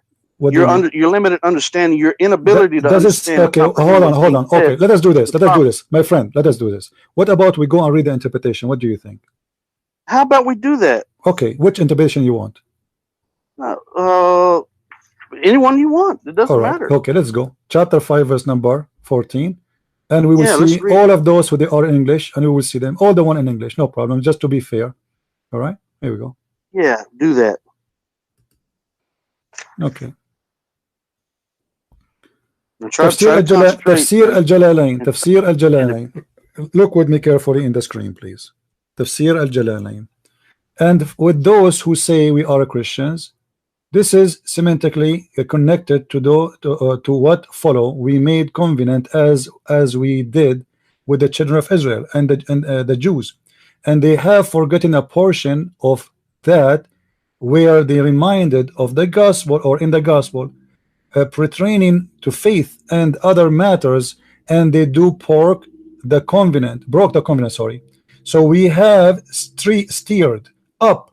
We have caused among them enmity and hatred until the day of resurrection. What do you say? You just read the same verses that we just read. This is the interpretation. Read the interpretation. This is the interpretation, my friend. It's on the screen. Oh, I thought you was reading the commentary. This is the commentary. What I can do? This is the commentary. That's not commentary. It is in the screen. It is in the screen. Everybody can see it. This is Tafsir al-Jalalain. Do you want me to see the link? Do you want me to send you the link? Here we go. Let me send you the. This is the commentary of al-Jalalain. Everybody is my witness. I'm reading for you. This is al-Jalalain. Because there's nothing to add. Allah will spread hate between the Christians until the judgment day. It's very simple. This is Tafsir al-Jalalain. You can look on YouTube right now and you will see it on the screen. I'm not making things up. Let me show you Tafsir Ibn Abbas. It's the same. The cousin of your Prophet Muhammad is saying the same. It says, and those who say, we are Christians, i.e. the Christians of Najran, we made a covenant in the gospel that they should follow Muhammad, BUH, BMW, Mercedes-Benz, and manifest his traits and not worshiping anyone or anything except Allah or associate with anyone with him. But they forgot a part. They left a part of what therefore they are admonished with which they were commanded. Therefore, listen carefully. We have steered up. We have cast enmity, killing, destruction, and hatred in the heart among them between the Jews and the Christians, and it says between the Nestorian of Nigeria, etc. Blah blah blah blah. So what is that? Well, look, you got to look at history, and history proves it to be true. So just look at history. The history proves that the devil. Okay. Let me Do you believe in the devil? Do you believe in the devil? The devil will do that. Let me ask you. Let me ask you. Do you think if if somebody shoots somebody in the street, this is from God or from the devil? It's actually from God, and let me explain to you what it means. Okay, are you ready? From God. Well, guess what? Okay.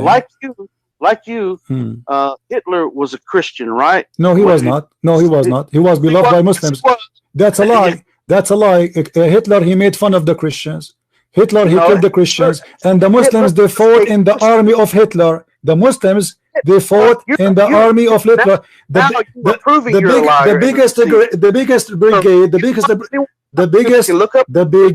biggest SSS brigade, liar. The biggest BSS brigade, they are from Al-Bosnia. Okay, let me ask you. Muslims from Al-Bosnia, Muslims from Al-Bosnia, they fought with who? Against who? I'm not going to change subject for you. Yeah, you are the one who mentioned Hitler. So don't talk about Hitler. Hitler, you Muslims, you love him because he killed the Jews. We are the one who fought Hitler. All the Arab, they love Hitler. Now go back to the topic. Your prophet, by the way, is a lot more criminal than Hitler. Hitler, he did not rape anyone. Hitler did not rape. Your prophet, he was a rapist. Don't change the topic. Now answer. Abdul, it is you Muslims who killed the 6 million Jews. The Muslims, they fought with Hitler side by side. They are the one who burned them alive. And your prophet, as long you are talking about killing the Jews, did your prophet say that time will come and a Jew hide behind a tree or a rock, and the rock and the tree will say there's a Jew behind me, kill him? Yes or no?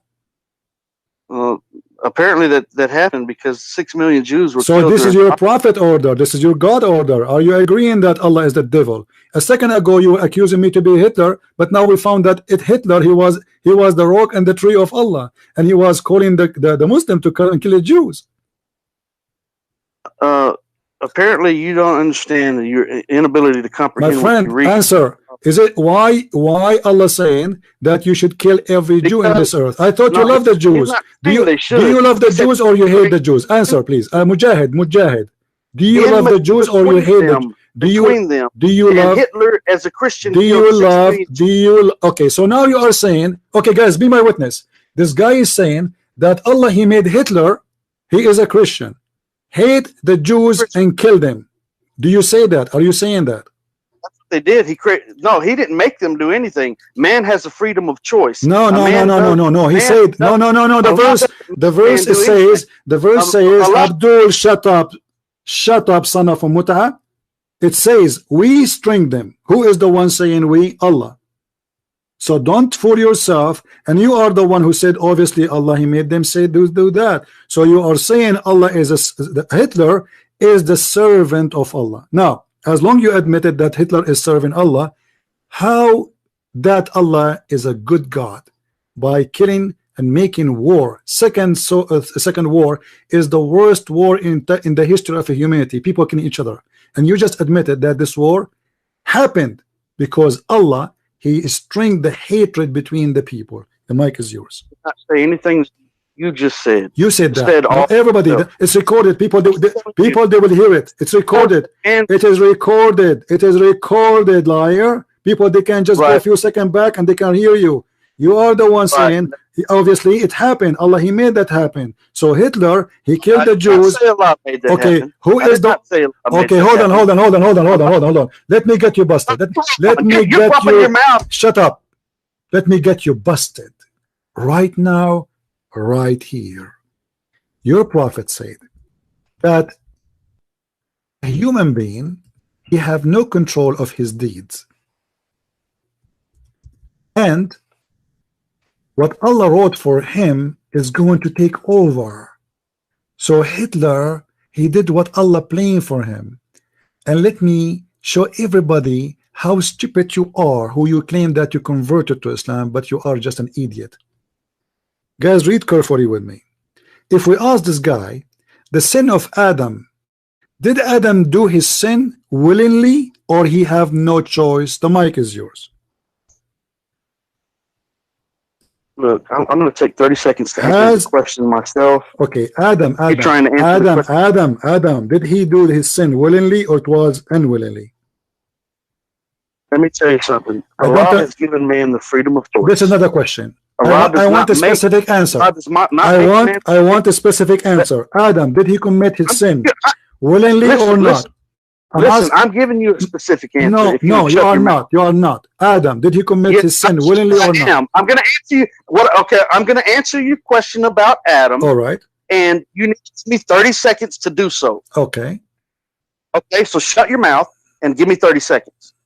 Shut your mouth, Muhammad. So, okay, you shut So Allah has given man the freedom of choice. He's not going to make anyone believe, and he's not going to make anyone disbelieve. He's going to give them a result of don't interrupt me. I don't see Adam. It's a matter of law. Where is Adam? It's a matter of law. Don't interrupt me. Where is Adam in the story? I want Adam in the story, please. You said you want to answer me about Adam. Your question about Adam. If you shut your mouth. Shut up, your mouth. Muhammad, shut up. Okay, go ahead. So if a man chooses one thing, a certain thing is going to happen. It's the laws of cause and effect. So if you choose to do right, good things are going to happen. If you choose to do wrong, bad things are going to happen. Everything in this life is a test. Allah is not going to make you do anything. Okay. So with Adam, he did not make Adam do anything. He didn't make Adam do wrong, nor did he make Hitler kill the 6 million Jews. As he did not make them do that. But because he did that, because of their disbelief, because man chooses to do wrong, because man makes bad decisions, then certain consequences take place. So because the Jews and the Christians during the time that those verses were revealed were rebelling and oppressing the Muslims and refusing to believe, they didn't want to listen, just like they didn't want to listen to Moses, they didn't want to listen to Noah, so they drowned. Let's focus on Adam. Adam, stay in Adam. Stay in Adam. Stay in Adam. Stay in Adam. Yeah, I'm getting to Adam. I'm getting to Adam. You don't know. No, you answered already. You said Adam, he did choose his sin willingly. Yes, correct. You said that. Adam, he chose willingly his sin, correct? The answer is Adam. What? Adam chose to do what he did on his own will. So anyone, hold on. So anyone who say the opposite, he's stupid. Do you say that? If someone he says Adam was forced to do his sin, do you say he's stupid? Do I say? I don't understand your question. Okay, if somebody believe that Adam was forced to do his sin, do you think this is stupid to believe? I think it's a mistaken. Yes, Adam wasn't forced to do his sin. Okay, please listen to me carefully, guys. He said yes, he agree. The one who believed that Adam he was forced to do his sin is stupid, and this is a mistake. I didn't use the word stupid. No, you said yes. You said yes. You said yes. That is a no mistake. Problem. Okay, let us focus with the word mistake then, because now he insists it is a mistake. Let's focus on this is your prophet saying that Adam was forced to do his sin.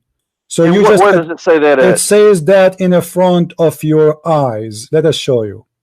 Okay, so if he was forced to do that, who was he forced to do that by? By Allah. By Allah. By Allah. Not by Allah. He was forced to do that by the whisperings and the acceptance. Abdul. Don't be stupid. By the stupid. Read what your prophet said. Show respect, you idiot. I just got you busted like a turkey in the Thanksgiving day. Now you said it is a mistake. Stupid. I will make you famous, Mujahid Potato. You are famous already. People are dying from laughing. Here we go. Read with me, Abdul Potato. Read with me. Europe. Let me read for you. Shut up. Now you know you got busted, so you will talk like a turkey, right? Stop. Read with me and laugh at yourself.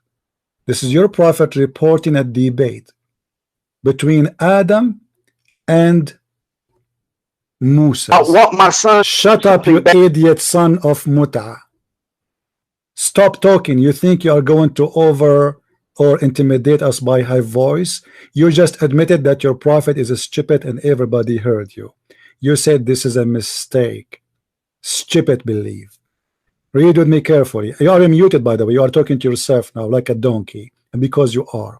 Adam and Moses held dispute. Moses says to Adam, who is talking now? The prophet of Islam, the prophet of Allah, the prophet of Allah. And this hadith is sahih. Read with me carefully. This is a sahih hadith. Sahih. Sahih. Read carefully. You said it's a mistake, huh?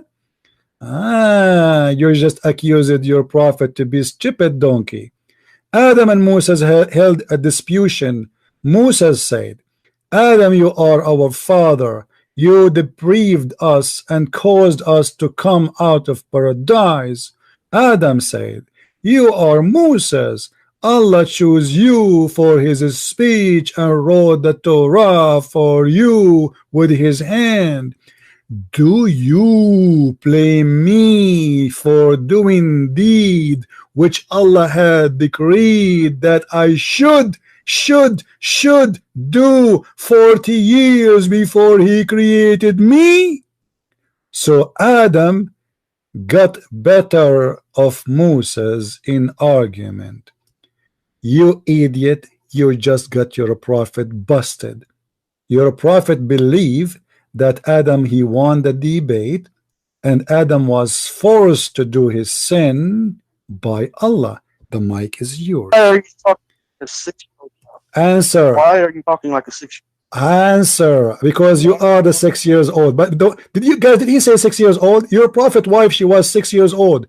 Why then, if 6 years old is bad, shut up, idiot. Why you say to me, why you are talking like 6 years old? That's mean I am a child, right? So why your prophet he marry a child then? The mic is yours. Oh my goodness. Do you want me to talk about answer? Why you call me 6 years old if this is a shame to speak like a 6 years old child? So why a prophet of God, he is 54 years old, having sexual relationship with a child, she is 6 years old? Just as I anticipated, your intellect is. You are stupid. Now you are trying to escape. Don't say.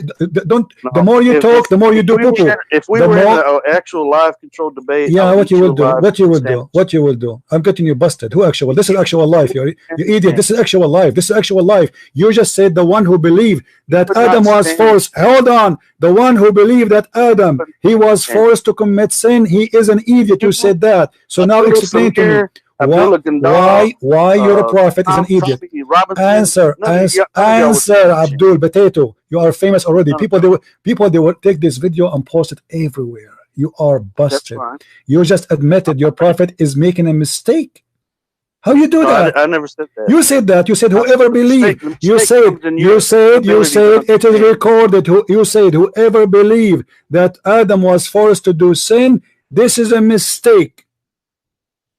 Adam was forced to do sin by Shaitan, not by Allah. Read with me carefully. Your prophet don't agree. So you are saying your prophet is a liar. Muhammad, peace and blessing be upon him, did not say that. He said that. He said no. He said Adam, he won the argument. He won the debate. Adam, he said to him, do you blame me for a sin written by Allah for me 40 years before my creation? So Adam, he got better argument from Moses. This is what your prophet said. Brother, look. Adam was deceived. What? Adam was deceived by Shaitan. No, your prophet says the opposite. Your prophet, my friend, your prophet says Allah, he is the one who wrote the sin of Adam 40 years before creating Adam. What hadith is that? I'm showing you. Okay, let me show it again to you. This is, I can show it to you in many books, and this is Sahih. Everybody can see in the screen, guys. Do the word Sahih appear? Is the word Sahih appearing there? It is there, right? It is Sahih, volume number 1, book number 1, hadith number 80. This is Sunan Ibn Majah, and this is a Sahih hadith. And again, we can show it to you in Ibn Dawood. We can show it in other books. I heard Abu Huraira. Listen, it's for certain. One thing is for certain that I don't hear you. What? We lost you. What? Tips to deal with the person. And saying that, despite what hadith you're reading, okay, one thing that you're not going to read in this hadith is that it's not going to say that Allah caused Adam to it says that. It says that. Are you deaf? Are you deaf or what? Are you deaf or what? Let me read for you. Stupid. Stop. Guys, does the hadith says clearly that it's Allah who caused this to happen? Let us read again for this guy who claimed that he speak English. Adam said to him, O Moses, Allah chose you to speak with, and he wrote the Torah for you with his own hands. Are you blaming me for something which Allah decreed for me 40 years before he created me? Why you are saying you will not see in the hadith it says it's Allah who made them do that? Do you speak English or not? The mic is yours. I need just 30 seconds to answer your question. Read it. Okay. You stop talking for 30 seconds, and I assure you, you will not be able to do that. Right. Okay. Shut up, Muhammad. Muhammad, shut up. This is not me, by the way. I have two personalities. Sometimes I am Muhammad. Sometimes I am Adam. And right, so you've got a split personality. Right. Yeah. Because Muhammad. Okay, let me ask you a question. This is a private question. Sometimes I imagine myself having sex with my wives, but in fact I never did. What do you think my problem? Brother, you got problems far beyond that. What do you think the problem? If I am having this problem, I imagine myself having sex with my wife, but in fact my wife she never. I don't want to talk about you and sex with your wife. But do you think this is this? Do you think this is a? Do you think this is not appropriate topic? Do you think it's not appropriate to talk about it in public? I don't think it's appropriate to talk about it in this conversation. It has nothing to do with what we're talking about. Okay, but what do you think of me having imagination? I don't care about you having sex with your wife. No, I want to advise you because I am suffering from a problem. I imagine myself having sex with my wife, but in fact I did not. Well, that's your problem. So you agree it's a problem?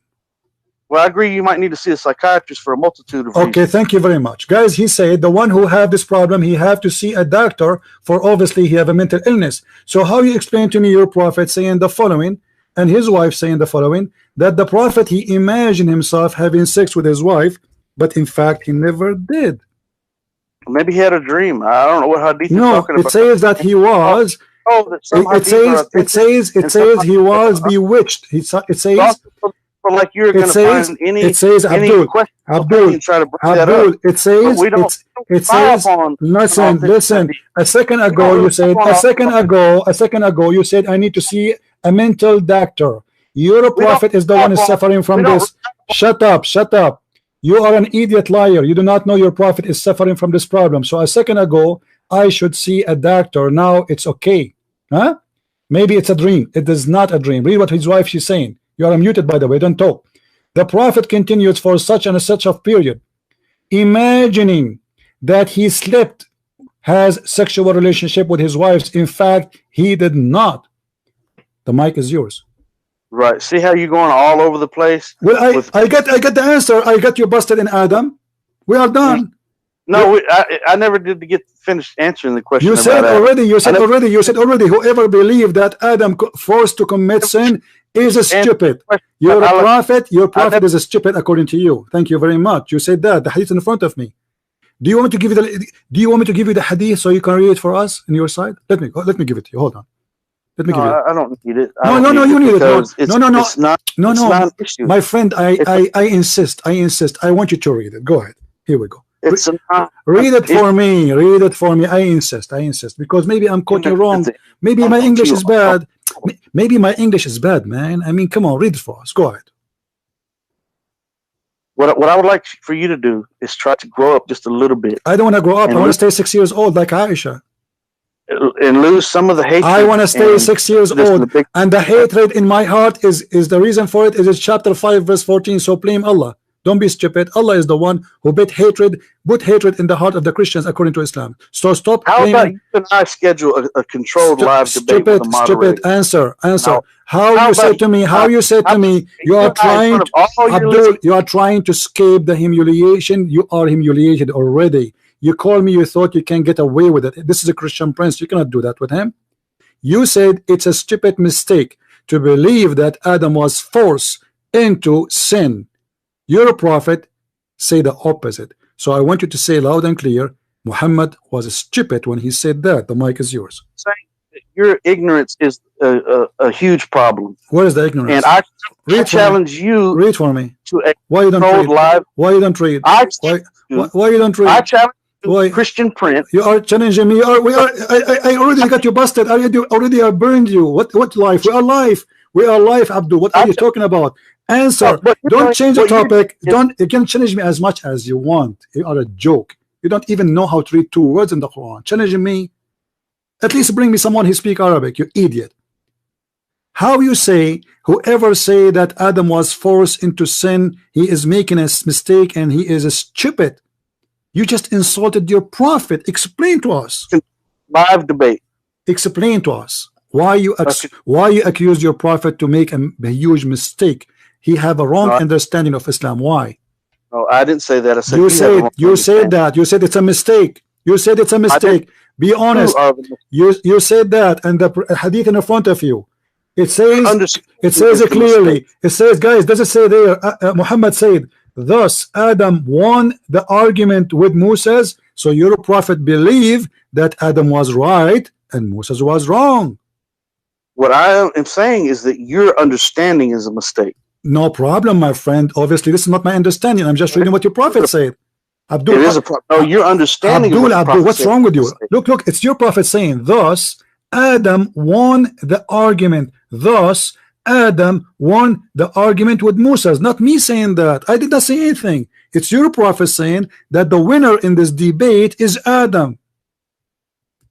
Let me tell you something. Don't tell me something. Okay. Don't tell me something, please.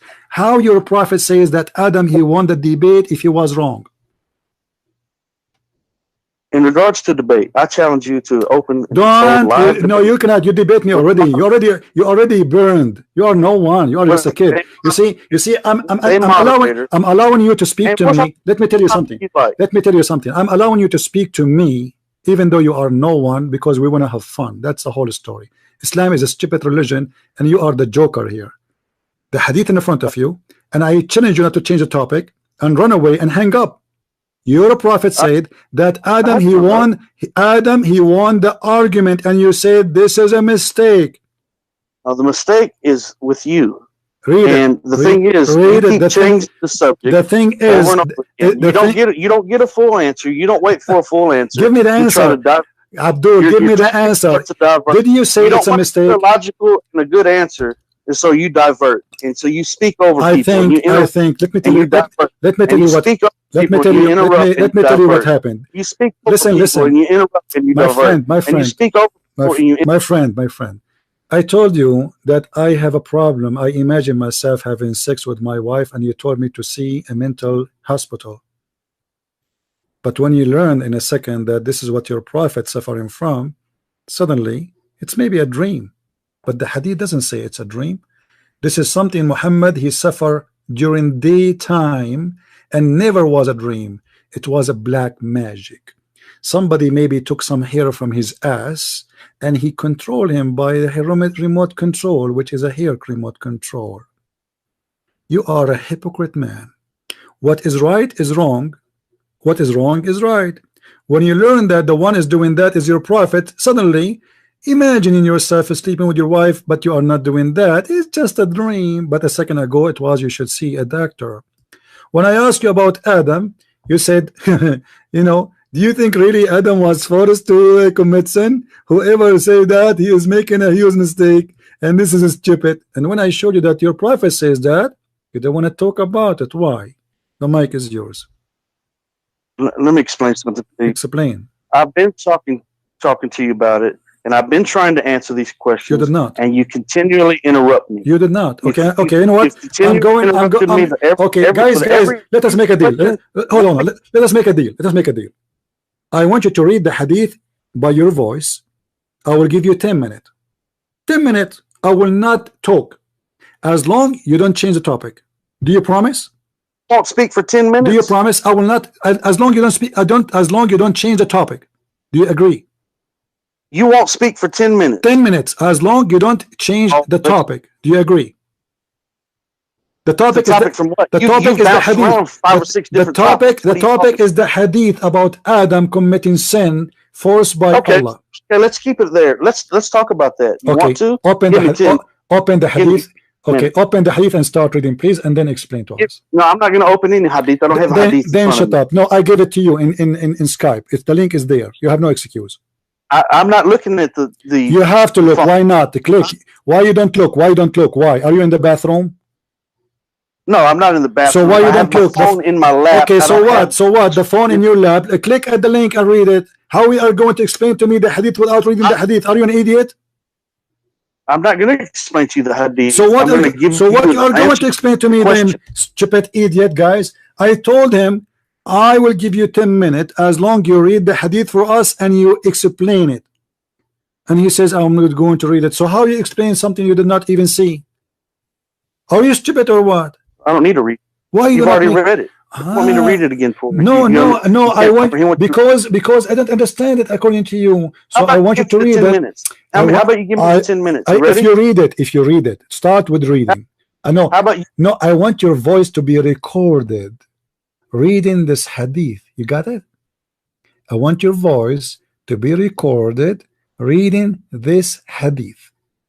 The 10 minutes started, and you start your first minute by, or first 5 minutes, it's up to you how long you take the hadith to read. Maybe you are slow like your prophet, by saying it was narrated that. Do you understand? So if you don't start with that, I will cut you off. So start reading, please. 10 minutes start right now. It's 9:10 p.m. my time, your time. It was narrated. You continue. The mic is yours. That's not going to happen. I don't have the hadith. Then shut up. You have the hadith, you liar. I gave it to you in Skype. You are a liar. I gave it to you in Skype. Don't tell me I don't have the hadith. Let me show everybody. It doesn't bring up the let me show everybody. This is your Skype. This is your Skype, you idiot. Yes, I show it to you in Skype. Here we go. Everybody can see Skype. Guys, is the hadith appear in the front of this guy? Do you see it in the screen? This is your Skype. Everybody can see I posted the hadith for you, so you have no excuse. Start reading the hadith. Why you are making a problem about reading the hadith? What's wrong with you? Why you don't want to read it?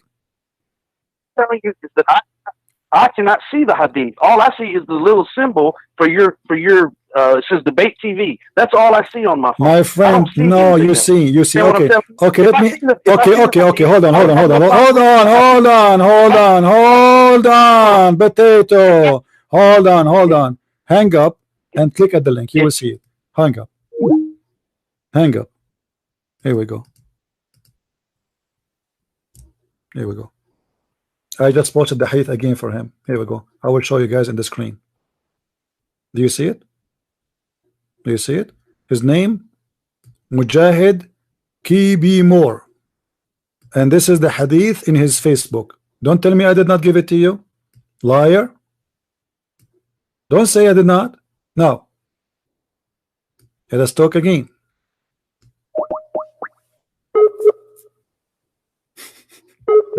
Sick people.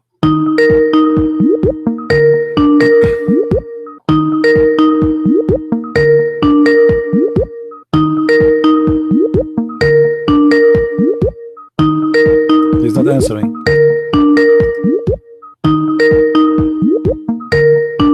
Answer. Hello?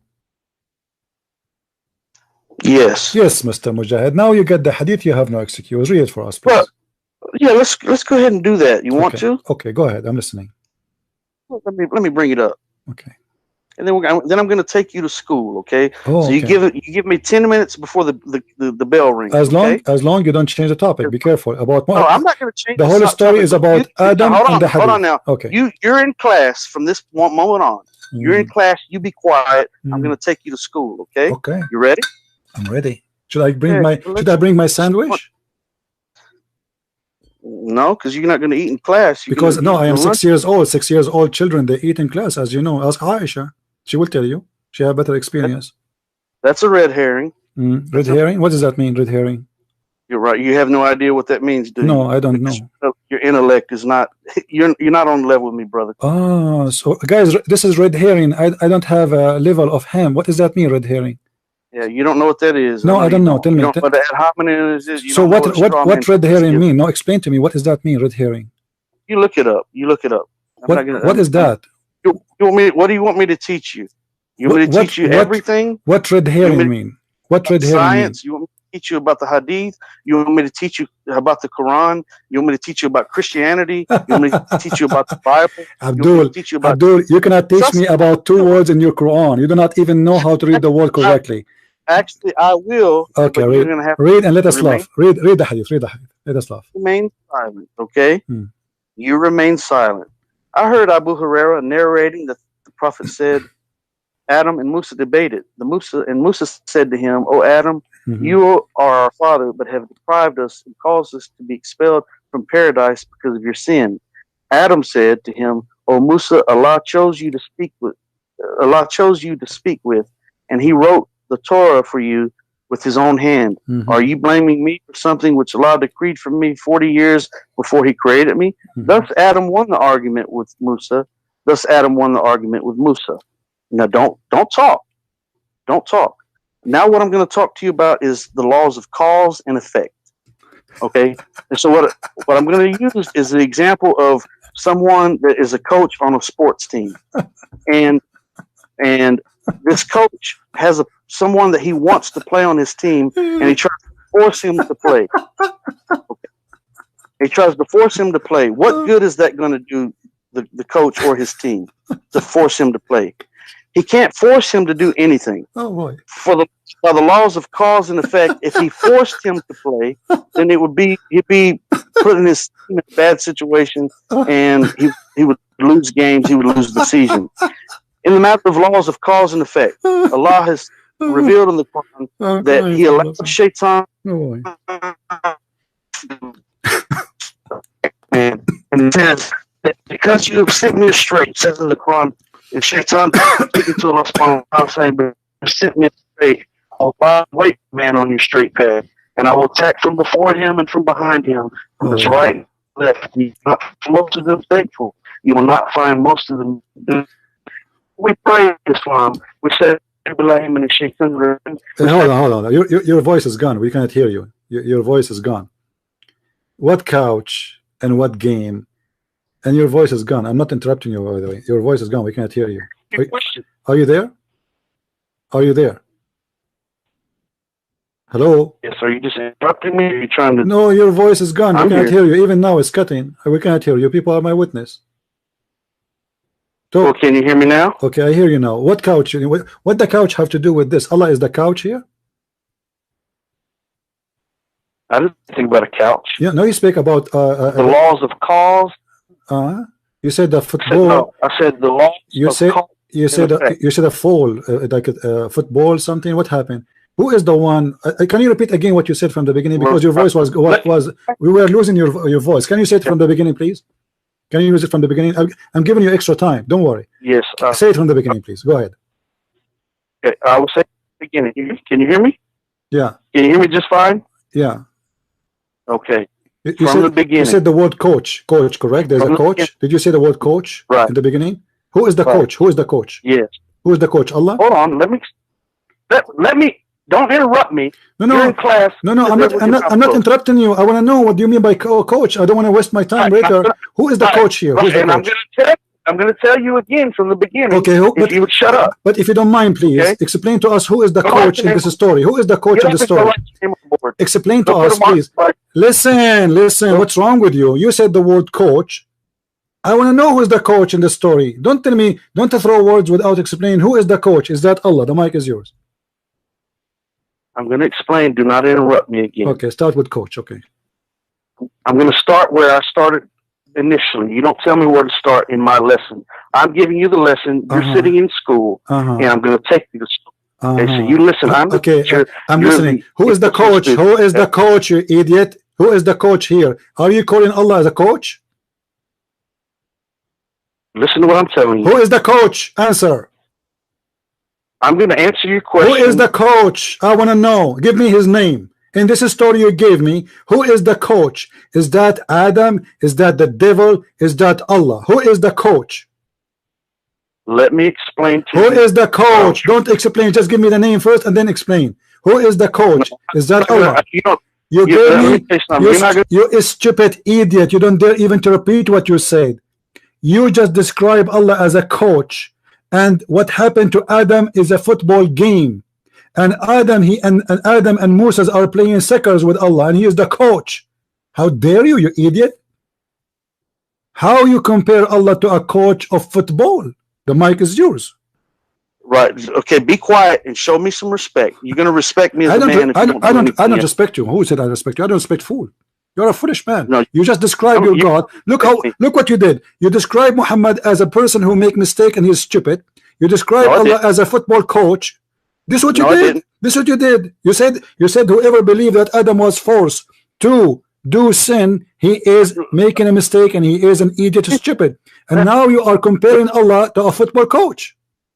Can't give me 10 minutes, can you? You just can't do it. Okay. Okay, so I'm going to start again. Start, right? but don't forget. But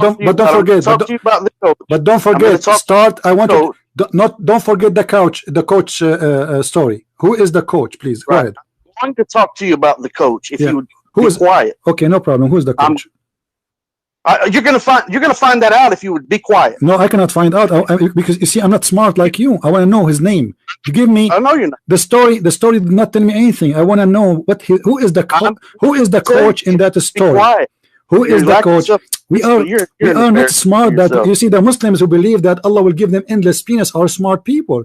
The Muslim who believe Allah will give them wife, her ass is 1 mile, they are smart people. I'm smart like you. So who is the coach in that story you told me? Is that Allah? I'm gonna let you know as soon as you shut your mouth and let me finish explaining it. Okay. Okay. I'm listening. Go ahead and be quiet and give me the 10 minutes that you said that you could be quiet. But please, talk about Adam. Yeah, please start from Adam and answer your question about Adam for the 10 minutes, and I'm not going to change the subject. Okay. But don't forget, please, the coach story. Please, we like it. I'm going to talk about the coach. I'm going to talk about the coach. Okay. You're like a child that just you want your popsicle. Yeah, 6 years old, like Aisha. Yeah. And I imagine myself having sex, but in fact, I never did too. Those are red herrings. Those are red herrings. Those are diversion topics. Don't forget that. Don't forget that. Okay, so here we go. You ready? All right. So, in the laws of cause and effect that our God, our Creator, has set in place, you do believe in God, right? Our Creator, right? Are you reading an article? Do you? No, I'm. This is me. I'm speaking. Because do you believe in our Creator? Because how you can repeat the same words again twice if it's not an article? Because it's me saying it. It's me saying it. Wow. That's why. It's my thought. Okay. So if we search now in Google for the word you just said, we will not find an article about it? Absolutely will not. Man, okay, go ahead. You're pathetic. Okay, man. Go ahead. Go ahead. In the laws of cause and effect that Allah subhanahu wa ta'ala, our God, our Creator, has established, if you choose one thing, a certain thing is going to happen. A certain action is going to follow. One action is going to create a reaction. If you make another choice, another set of circumstances is going to take place.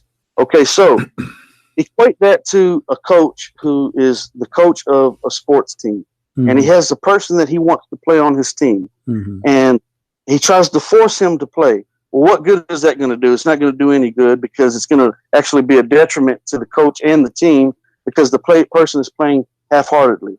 I bring this up because Allah subhanahu wa ta'ala tells us in the Quran there's no compulsion in religion. So Allah is not going to force us to do anything, but He has established certain laws of cause and effect to where if a man follows the straight path, then good things happen in this life and the next. And if he doesn't follow the straight path, then other things are going to take place. And sometimes in life, man is going to make mistakes and he gets off the straight path. And by the laws of cause and effect, he turns back to Allah. He gets back on the straight path. It's laws of cause and effect that are all dictated by man's choice. Okay, so, and that includes the prophets, peace and blessings be upon them all, that we believe that we're actually sinless in regards to the types of sins that we create as normal human beings. That's a totally different topic of discussion. And back to Adam. So Adam chose to do what he did because of the whisperings of Shaitan. In our prayer, the last verse, the last chapter of the Quran, the last surah of the Quran is Surah Al-Anaf. And in that verse, those chapters, we say, we seek refuge in the Lord of humankind, the God of humankind, the deity of humankind, from the whisperings of the Shaitan, basically. So we seek refuge in Allah from the whisperings of the Shaitan. Okay, so these whisperings of the Shaitan is what causes man to make the choices that he makes to do wrong, to do evil, to do bad things. So it boils down to laws of cause and effect that Allah has established, that He doesn't make a man do any bad thing, but if that man chooses to do that thing, certain things are going to transpire. I mentioned earlier that Hitler killed the Jews. Well, Hitler killed the Jews not because Allah told him to do it or made him to do it. He did that because that was something that was a choice. Those were choices that man has made. People of Sodom and Gomorrah, as mentioned in the Bible, they were choosing to engage in homosexuality. Allah dealt with them accordingly. Okay, I'm not talking bad about any homosexuals. Of course, in Islam, we don't agree with homosexuality, but I'm just using that as an example. Anytime, so the Pharaoh and the Romans chasing the children of Israel, they chose to chase the children of Israel, and they drowned because of it. The people of the flood of Noah, they chose not to listen to the prophet Noah, peace and blessing be upon him, and so they drowned in the flood. Laws of cause and effect. Are you done? Are you done? Oh, no, I'm not done. Because you're ignoring something very important. Your prophet said. No, I'm not ignoring anything. No, your prophet said. No, I want you to go to what your prophet said. Don't give me a speech about things that have nothing to do with my topic. Your prophet said that Adam won the argument. What does that mean? That's what I'm getting to. But you can't interrupt me in the midst of my conversation. No, tell me what does that mean. Don't go and speak about me in the midst of my answer. What Goma Amora have to do with this? What Hitler have to do with this? Answer me. Forrest, I told you, I promised you, I will not disturb you unless don't speak about things have nothing to do with Adam. Focus in Adam's story. Stupid. I told you, as long you don't speak about anything except Adam. Focus in Adam. The story of Adam is enough. We do not need Goma Namora.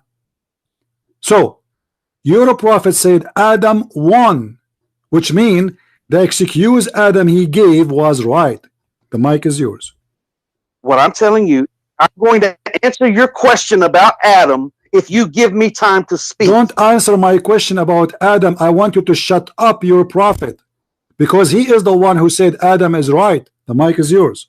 Well, answer the way you want me to answer. You're not going to understand. I need to be able to break it. I don't care if I understand or not, because I will not understand a Muslim. Muslims are crazy people. Your prophet said Adam, he won the argument. How he won the argument if Adam was wrong? The mic is yours. Okay, let's see what the Quran says. It says, for those who disbelieve, it matters not whether you warn them or will not warn them. They will not believe. Allah said, feel over their hearts. Let me tell you how stupid this phrase is. Because this phrase, Muhammad, he said to the unbelievers, and later they converted to Islam. That means Muhammad was a stupid fool when he said that. As an example, all those who they are Muslims in the time of Muhammad, they used to be not Muslims before when he said that verse. So that verse was a false prophecy that they will never believe. Now answer, how Adam is right when he just said, do you blame me for what Allah he decreed for me 40 years before my creation? He did not say for what Shaitan decreed for me. He said what Allah decreed for me. Your mic. Right, through the laws of cause and effect. Those of cause and effect. Allah allowed Shaitan when he was cast out of paradise, he told Allah, he said, because you've sent me astray, I will lie in wait for man on your straight path. Okay, hold on. Did you say that Allah he said? Did you say that Allah he led Shaitan astray? That's what the Quran says. Okay, because he's so Allah, astray, so Allah, okay, cast him out. So because he cast him out of paradise. You okay, no. The Shaitan. You said the Shaitan. You said the Shaitan, he was deceived by Allah. No, he was cast out of paradise because he set him astray. Okay, let me ask you, what is verse? What is the verse? What is the verse you are reading from? That Allah. Surah Al-Baqarah. What? Surah Al-Baqarah. Look it up. What? No, it says, because you have cast me out, because you sent me astray, because you set me away. What verse? Sent me out of paradise. What verse? What verse? Because you threw me down. What verse? However you want to term it, it's the same. What verse? What verse? I want to show everybody in the screen. What verse you are quoting for me? What verse? Because you kicked me out of paradise. What verse? What verse? Hey, Google, man. Look, Google, because you sent me astray. Don't tell me Google. You claim that you are an imam in the mosque. Either you are a liar or you do not know what you are talking about. You heard this from somebody. So what verse, where in the Quran it says that? You know what? You are a real character, man. Why you don't give me the verse? You are an imam. You claim to be an imam in the mosque, but you do not know where you can find the verse. You just quoted for me. I know the verse by heart. Okay, brother. So where, I know the verse. So where, what verse? What verse? You know what by? Okay, say it to me. Say it to me by heart. Here we go. I'm listening. It says, "Because you have cast me out, I will lie in wait for man on your straight path, and I will attack from before them and from behind them. And you will not find most of them thankful. You will not find most of them to be dutiful to you." Okay. What this means is, okay, hold on. What it means, the verse you read for me is wrong. It doesn't say that. Oh my goodness gracious! Yeah, okay. It actually does. Okay, say okay. Give me the verse number so we can love. Brother, look it up on Google. Don't tell me, brother. I'm not your brother. You're a Muslim. Your brother in humanity. You can be rude and insulting if you'd like. Well, Quran says that we Christians are animals. So why you are a brother in humanity right now in the debate? Actually, the Quran says that you will find those who have most love for you. Abrogated. Muhammad, he said, kill them all. He said, kill all those who oppress. Oppress anyone. The Christians in Mecca never oppress anyone. The Christians. He says, fight those who fight you. No, he says, yeah, those who don't reject Islam, fight them. Fight those who fight you. Who fought Muhammad? Muhammad, he sent a letter to the Caesar of the Romans saying, convert or else. There you go again. Changing the subject. Now let us go back to the topic. Let's go to the topic. Abdul. Let us make it simple, you idiot. The verse is so clear in the front of my eyes. Your prophet said that Adam said, do you blame me for what Allah decree for me? You said Shaitan decree. But here he did not say Shaitan is the one who made me do that. He said it is Allah. Do you know what Allah mean? By the laws of cause and effect. What laws of cause and effect? You idiot. He said, do you blame me for Allah? He didn't say Shaitan. Brother, who is the one who calls? Who is the one here in the story? Who is the one who calls Adam? Okay, let me show everybody how funny you are. Listen, if you are a Muslim, when you go to heaven, you will go to heaven because of what? Because what Allah decree for you, or because of your deeds? Repeat the question. You as a Muslim, when you go to heaven, you will go to heaven because of your deeds as a Muslim, or because what Allah decree for you? I will go to heaven based on the mercy and the grace of Allah subhanahu wa ta'ala. This is not the question. That's my answer to your question. No, it's not the question. So are you saying the Quran lying? Because the Quran says those who do good deeds, the Quran says those who good deeds, they will have heaven. Those who say, okay, so based on the Quran, it says those who do good deeds and do righteousness, they will go to heaven. So people do good deeds all the time. Okay, but that's not the only criteria. The question is okay. So the question is okay. Why somebody will go to hell? Explain to me. Let me go. Let me rephrase the question. Why somebody will go to hell? Now you're changing. No, I'm not changing the topic. I'm not changing the topic. I'm getting you busted. I am getting you busted. You are today. You are my joker. You are. Don't try to run. Why we go to hell? Why a Muslim might go to hell according to your knowledge?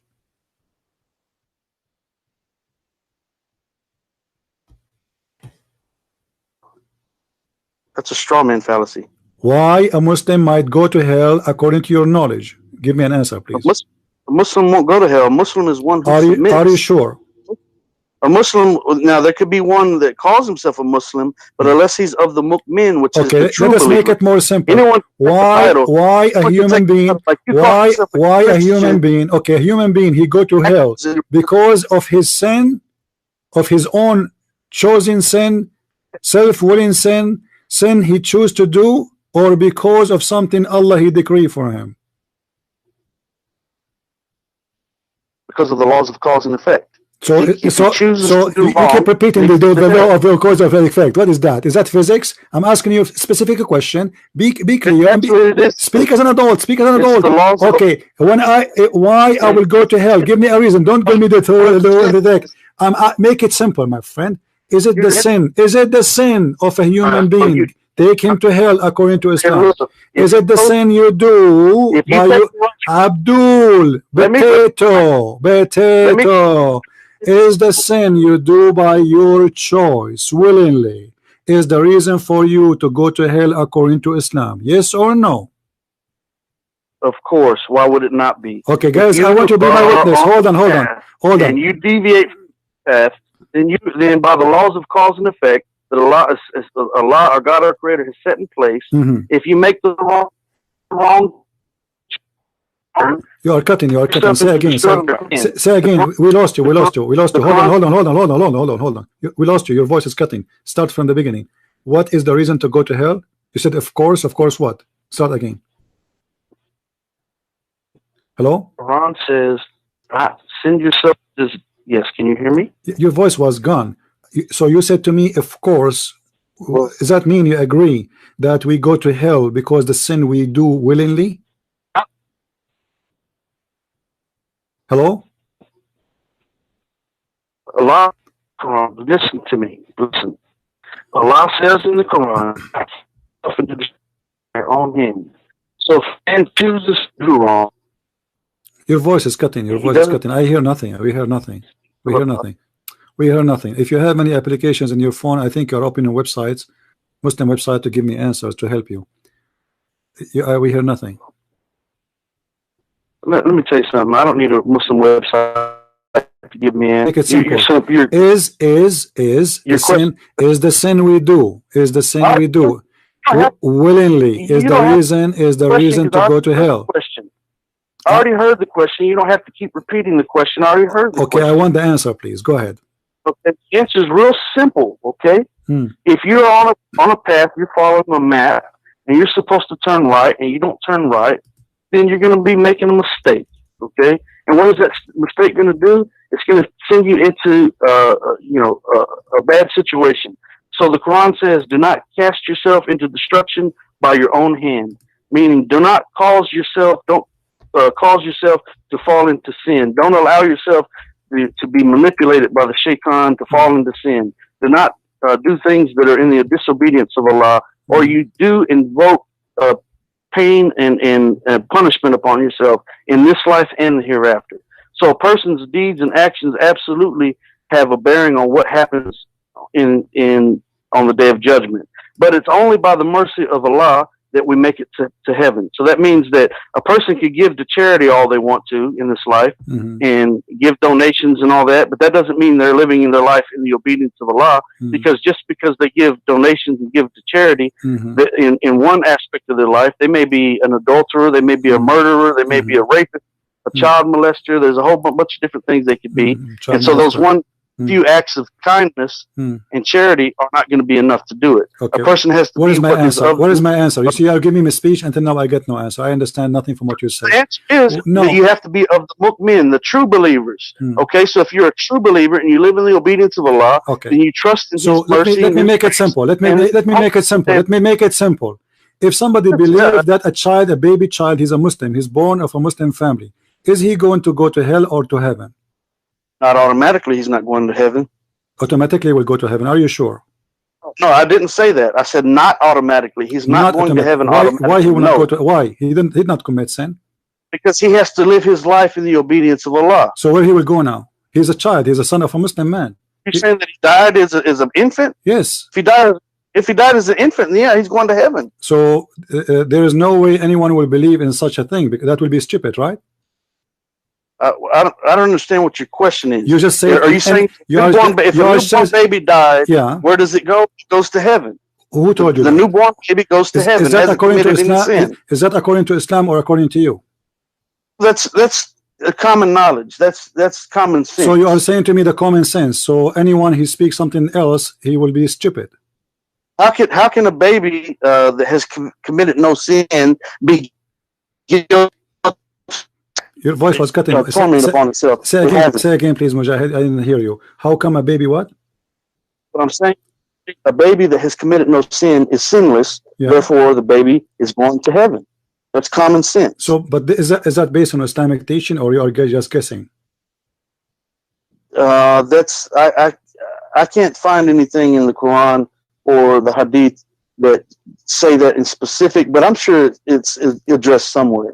But if somebody believes that a baby infant he will go to hell, do you think he is making a kind of stupid argument? Why would a baby? I don't know. I'm asking you. newborn baby that died, an infant, go to hell? Well, like there's some religions, they believe that babies can go to hell even if he's an infant. So do you think they are wrong and they are stupid? As a Muslim, I don't believe that. Okay. So, but this is wrong, right? As a Muslim, I don't believe that. Yeah, but is that wrong to believe that a baby, he will go to hell if he die and he's a baby? He did not commit sin? People can believe anything they want to. I'm telling you what I believe, and I don't believe that's to be the truth. Yes, so this is not the truth. This is false. Anyone believe? I don't believe, as I'm speaking for me, I don't believe that a newborn baby that dies is going to hell. Why would it? Common sense and logic tells you that no, that's not the case. Why would it? You know, you keep saying to me, I believe me, trying to separate yourself now from being an imam. So I'm asking you. No, I am a Muslim, and I'm telling you, as a Muslim, okay, in my belief, I'm not speaking for all Muslims, because there may be Muslims that think something different. I don't answer for all Muslims. I answer for me as a Muslim, and I'm telling me as a Muslim. Okay, I want you to give me the opinion of Allah according to Islam, not just you. According to Islam, if somebody believe there's a baby, he die, but he will not go to heaven, what do you think? He's wrong? Why would a baby that died? Don't tell me why. I'm asking you a question. You are the Muslim. For me, I already answered. I'm not going to spin around. I want you to tell me. I answered your question. Okay, I don't believe. I want you to give me an answer as a Muslim, not as me. No, I'm telling you that I don't believe that. Okay, the correct Islam. Is that the correct Islam opinion, or this is your opinion? That is what I'm telling you as a Muslim. That's what I'm telling you. So as a Muslim, this is Islam. So this is okay. So this is based. I don't answer for all Muslims. I answer for me as a Muslim. If a Muslim, he believes in this. I'm not going to answer anything else about the Shia. As an example, hold on. Okay, I don't care what Shia anybody says. The Shia believe. Okay, hold on. If a Shia he believe. If a Shia Imam, hold your horses. If a Shia Imam believe that an infant he will go to hell, do you think that the Shia is teaching wrong? I would question that Shia about why he believes that, and I would have a conversation with him, a logical and peaceful and meaningful conversation with him about. Are you going to tell him? Are you going to tell him? Are you willing to tell him it's wrong? Are you willing to tell him it's wrong? Do you have? I would tell him that I believe that he's wrong. Yes. Yes. Okay. Thank you very much, guys. Be my witness. He just said. Finally, we made him say it, because the one who said is your prophet, not the Shia. Let me get you busted again. This is your prophet. He said, Aisha, she said that a child who is a baby child who never commits sin, never ever commits sin, ever. He goes to hell? I don't believe that. Who cares who do it? Your prophet, he said. If you don't believe, you became an apostate. You're a prophet, he said that. Your prophet said that, and you just said you don't believe in that. And thank you for leaving Islam, my friend. Thank you for leaving Islam, my friend. Thank you for leaving Islam. Now let us see who is the coach here. Shut up. It is time for me to say to you, shut up. Coach, huh? Let us see who is the coach here. Let us see who is the coach. What's wrong with you?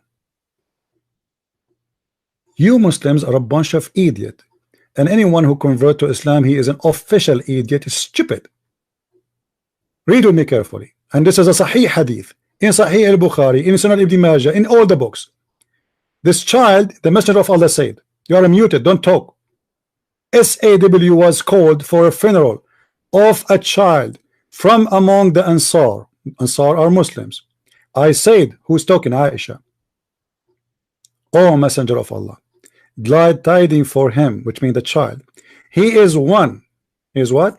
He is one of the little birds of Allah, who never did evil or reach the age of doing evil. He said,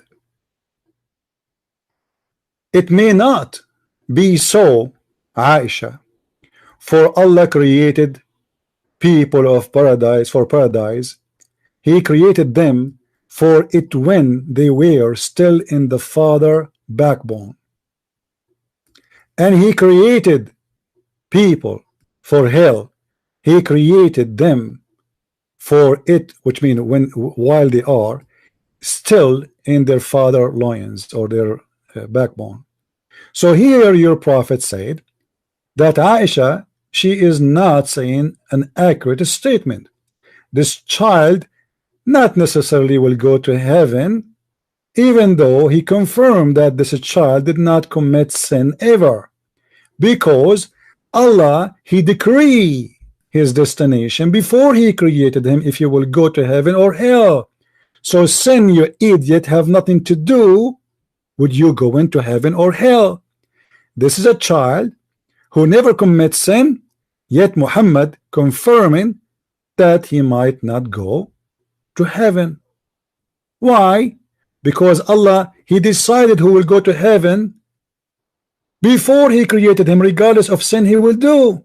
So all what you told me about the coach and the game and all the stupid thing, it was a joke. This is a child from a Muslim father, not a Christian father, not a Jewish father. He commit no sin. He reached no age of sin, but yet he might go to hell. And you are the one who agreed that this is a stupid statement to say. So why you say your prophet is making a stupid statement? Your mic. Well, what we do know is that there's some hadith that are authentic. This is authentic. Don't play the game. It's authentic. Okay. Absolutely not authentic. Okay. We also know. Okay. Hold on. Let me get you busted. Let me get you busted. Let me shut up. Let me get you busted, guys. Does it say Sahih? Does it say there Sahih in the front of your eyes? Do you see in the screen? It says Sahih. Why you are lying, saying this hadith isn't Sahih? Why you are a liar? Shame on you. This is your Muslim website. This is your translation, and it says the grade there is Sahih. So shut up and admit that you have a following a stupid religion. Does not make any sense. And you are the one who said to me, it does not make sense. It doesn't make sense that a child, he is a baby, he's an infant, he will go to hell. It's you who said that. Your prophet is a stupid idiot. Your mic. You know why? Because we believe that we follow what makes sense and what does not. You don't believe in that. This is your prophet and this is Sahih hadith. Don't tell me we believe in that. Stop lying. This is your prophet talking. Are you disrespecting your prophet? We don't accept all of the hadith. You accept it. It says Sahih. It says Sahih in the front of your eyes. It is accepted. Let me explain something to you. Don't explain anything to me. You did already. We don't have. You say this is a Sahih hadith. We don't accept all of the hadith. No, you do. You are a liar. You are a liar. You are a liar. You are a liar. You are a liar. Because you just said to me it is not Sahih. Which means if it is graded as Sahih, then you accept it. And this is the grade given to the hadith by Muslims, not by me. You are a liar. You are just trying to escape. You've been humiliated. You do not know what to do now. Your prophet is getting you busted. Your prophet, he got you busted with Adam. There's no coach there. Adam, he said to him, do you blame me for sin created for me 40 years before I was created? And here the hadith to confirm that Allah, he decreed for you before he created you when you are not even a sperm in your father. You hang up, the coward. You want to debate a Christian prince? Are you sure? Are you sure? Why you hang up? Why? Did I hurt your feeling? Huh? This guy, he called me, he want to teach me, you know, this guy, he is proud in the front of the Muslims. He is going, guys, I'm going to just wait what I would do with the Christian prince, you know, I don't think you dare to say to me, shut up in the front of my face. What you would do? You want to punish me? You don't know who I am. You have no idea who I am. Don't go there. What you want to do? You want to beat me up? Do you think really I'm a coward?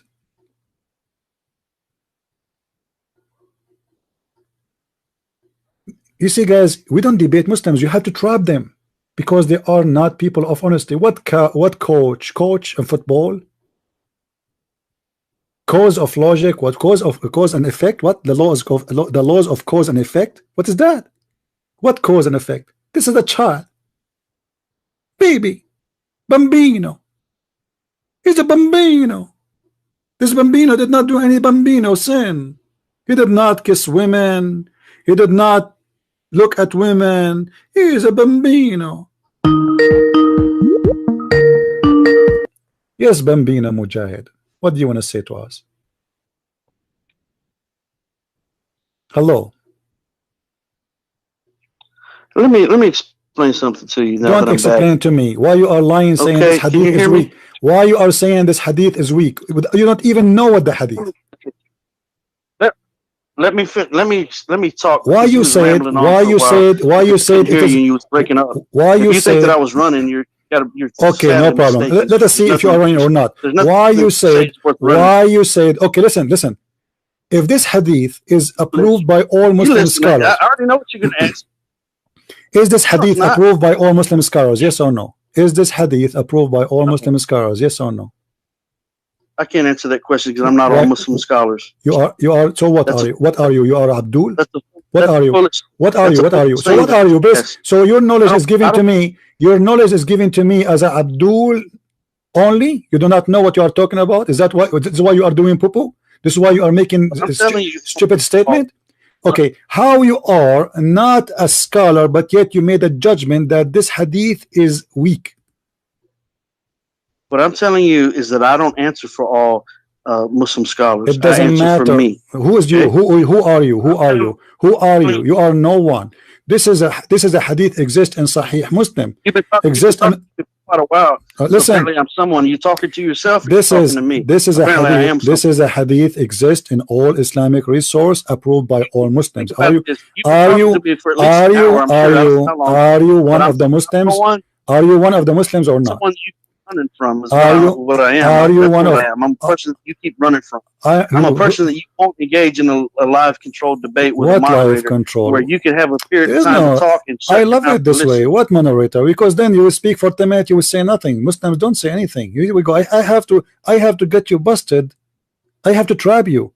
I made you say things in order to get you busted. If I show you the hadith, listen, if I show you the hadith from the beginning, you will not say what you said. You will not say it does not make sense. This is the truth. If I show you from the beginning this hadith that your prophet said that, shut up. If I show you from the beginning that your prophet said, if I rephrase my question, I say, your prophet, he said that there's a child, he died, and he told Aisha, not necessarily he will go to heaven, then your answer will change. But now because you are in the corner and already you said to us that you know, this is doesn't make sense, this is stupid, man, he is a child, he did not commit sin, and he, you know, why he will go to hell. This is what you said. That is a common sense, that is the logical, that is justice, that is justice. Why a child, he will not go to heaven if he never commits sin? That's mean everything in Islam is a false and fictions. It's not a sin you do. It is something Allah he decreed for you before you are created. You commit sin, you don't commit sin, it doesn't make any difference. As simple as that.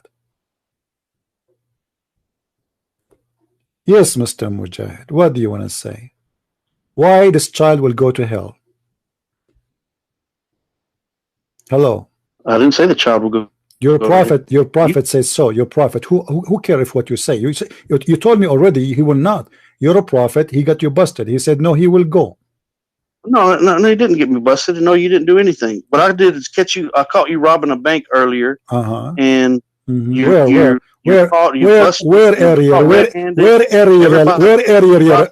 okay.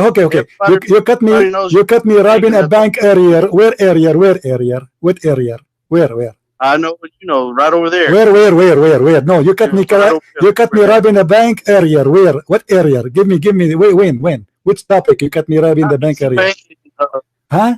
The IBC Bank in Los Angeles, California. There it was. So are you making now? Are you? No, what I'm telling you is that you're guilty and you're busted, and that's all there is to it. Really? You see how in lots. Do you think really after all what happened to you, Abdul? Listen, Potato. Are you serious that after what we got you busted with, I am the one is busted? Are you sure? Yeah, you. But your prophet agree with me, not with you. Your prophet agree with me about robbing the bank. Your prophet agree. Just shut up. You know, just go. You are just a kid. You are angry now. Robbing a bank. You are a faithful Muslim. You are the one who robbed banks, and you are the one who robbed houses, and you are the one who kidnapped people from their houses. ISIS are your family. And your prophet himself was a thief. Do you want me to show you? The fifth from every attack is for the prophet. The best of the booty is for the prophet. He make verses about them. You are the one who robbed banks. Go to Europe and see the Muslims. They are the scam of Europe. Credit card scam, passport, stolen passport. If you want to buy a stolen phone, go to the Muslims. If you want to buy stolen software, go to the Muslims. Go and check it out. If I'm lying, go and check it out. If you want to buy drugs, go to the Muslims. I cut you red-handed, my friend. This is how stupid. What reference this hadith is? There's many hadith about this, my friend. This one is Sunan Ibn Majah, and this hadith number, number 1, book number 1, hadith number 82. Let me post the link for you guys in YouTube.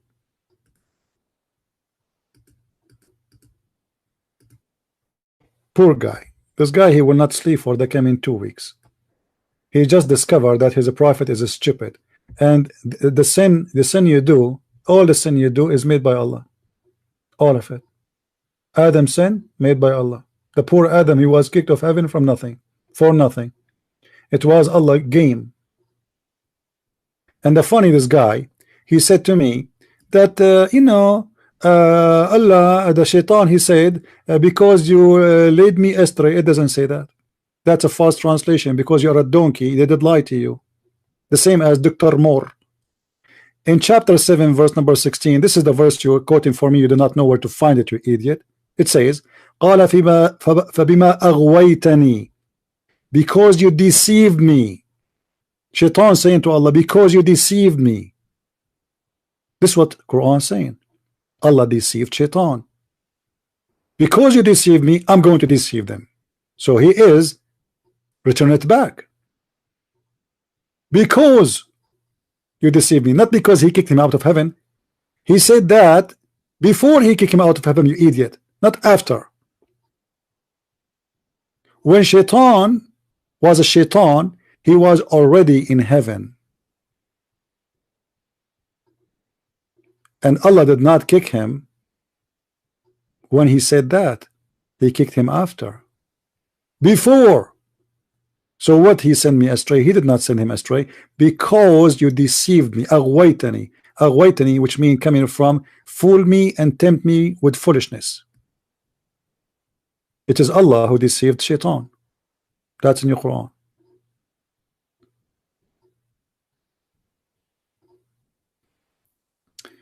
You know, when you see those who claim to be a Muslim convert, as he claimed, and it is true or not, I right away I see somebody, he is high with stupidity, and this guy, he will leave Islam. Just wait,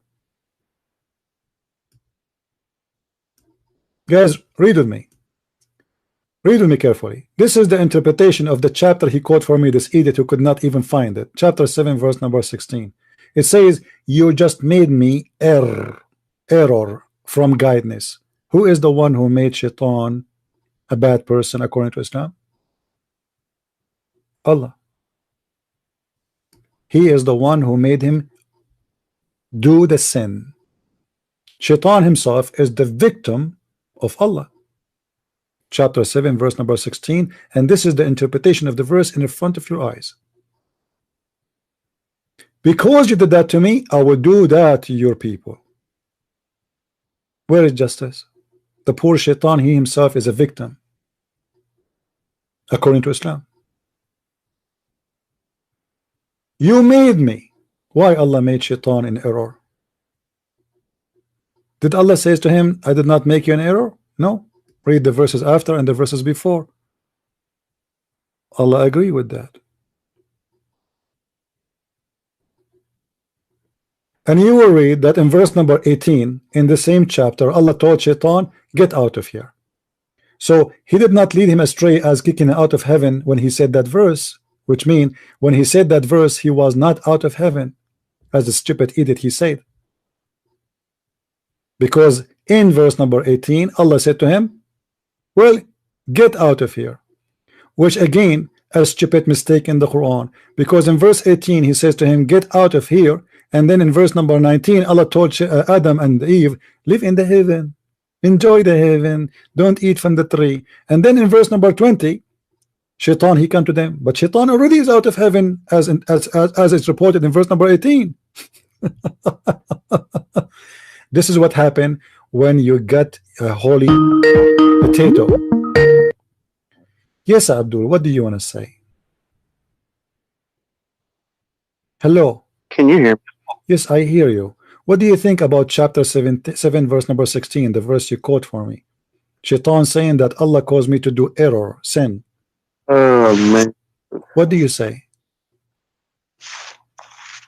What do you mean by your question? How, in what context? What do you mean? The hadith in the verse in the front of us, it says, قال فبما أغويتني, because you deceived me, you fooled me, you lied to me. This is the interpretation by Ibn Abbas, the cousin of your prophet. Read with me carefully. It says, just as you made me err from guidance. Who is the one who made Shaitan err from guidance? Allah. How Allah did that to Shaitan? Well, let's think about this logically, okay? So it's a known fact, okay, that there are people who propagate lies and deceptions, okay? And so, and sometimes in the propagation of these lies and deceptions, they misconstrue things, they reword things, they present things in a manner in which it's not the true way in which it should be presented. I am amazed. So, I'm amazed. Until now you did not use the word couch. I mean, what does this have to do? Answer me. It says there that you made me commit sin. Shaitan saying to Allah, and Allah didn't say no to him. I did not do that. He agree, and Allah is the one who reporting this. Because you sent me out of paradise. It doesn't say that. It doesn't say that. Can you show me where it says you sent me out of paradise?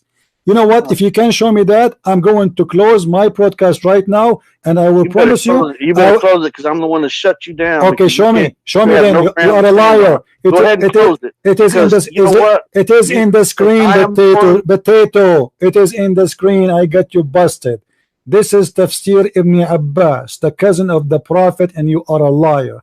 Can you get me busted? The mic is yours. Can you? I don't hear you. I think this guy here is stealing his Wi-Fi from his neighbor. That's what they do, the Muslims. That's why he have a very bad internet. How somebody living in Houston, he have the most horrible internet like this? Obviously, he is using a free one. I don't hear you, Abdul. I don't hear you. Hello? Yeah, he's using the neighbor's internet. I can't do anything about the internet connection. No problem. Do you see the interpretation of the verse, my friend? Do you see the interpretation of the verse? It's in the front of you on the screen. Oh, what I'm going to tell you is it's best for you to go ahead and shut things down. Don't tell me. No, I'm not going to shut down. I shut Islam down. Tens of thousands of Muslims left Islam because of me.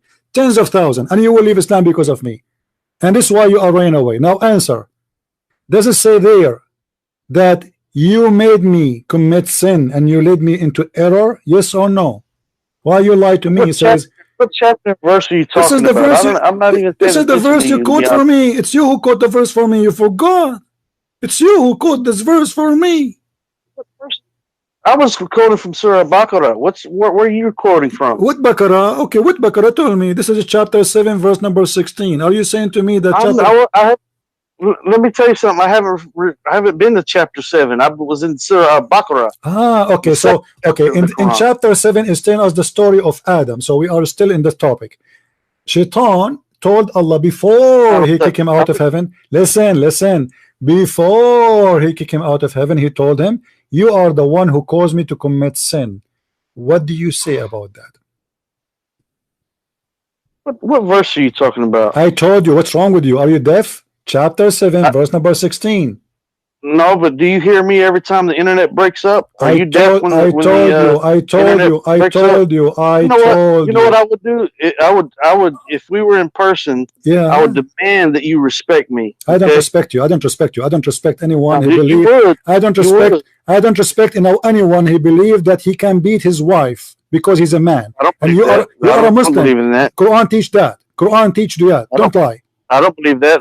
That's a lie and the deception from Shaitan himself. Okay, read for me then. Chapter 4, verse number 34. You are a liar. You are a liar. You are a liar. Okay, let me show everybody then. I am a liar, right? See what you're doing. You're going to every single verse that you possibly can think of in order to divert.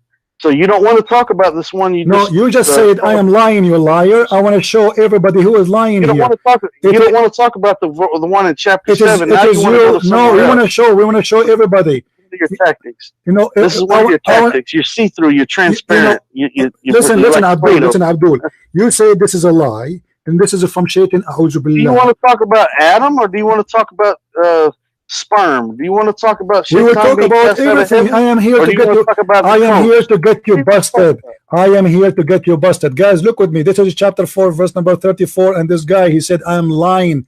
This is the translation of the Abdul, not my translation. I have nothing to do with it. As you see, this is search.com, which is what about chapter 7? What about chapter 7? We will go back. Let me get you busted. You said it's a lie. You said it's a lie, son of a muta. Listen carefully. Let me spank you and change your diaper because you smell so bad as a bambino.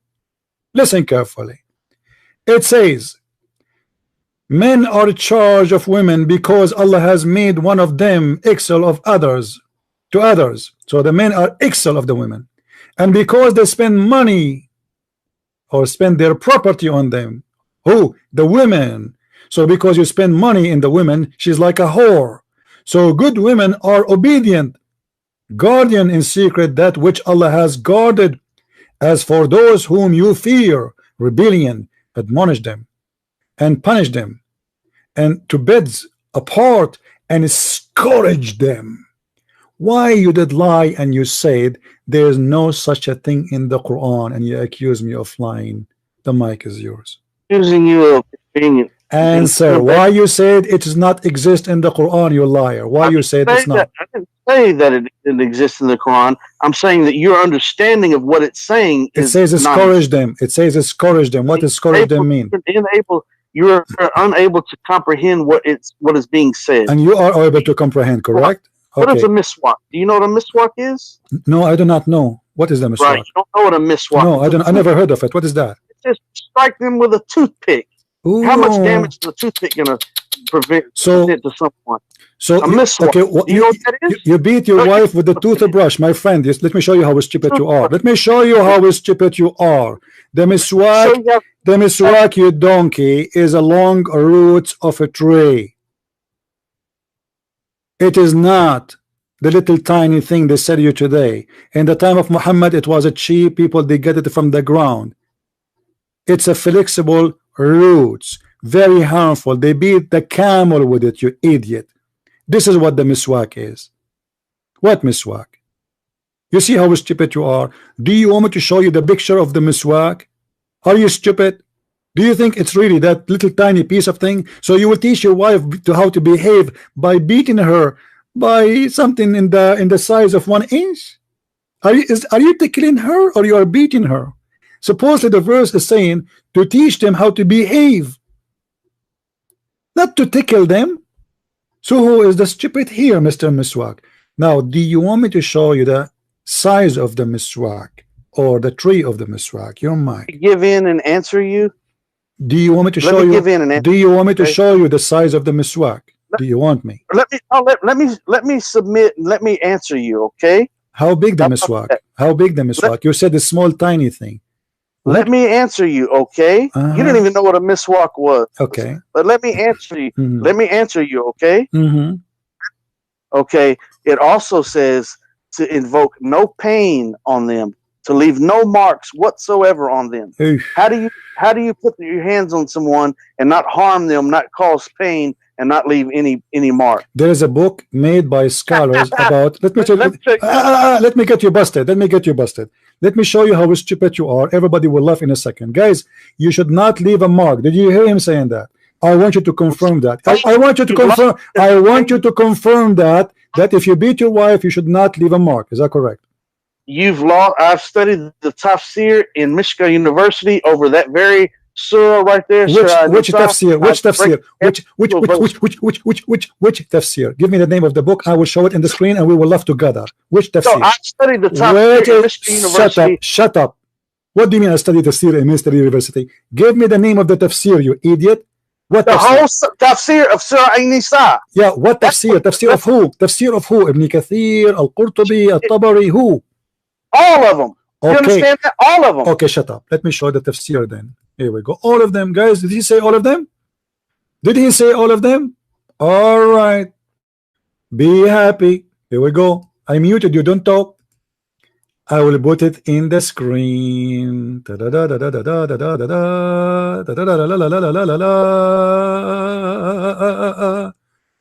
Okay.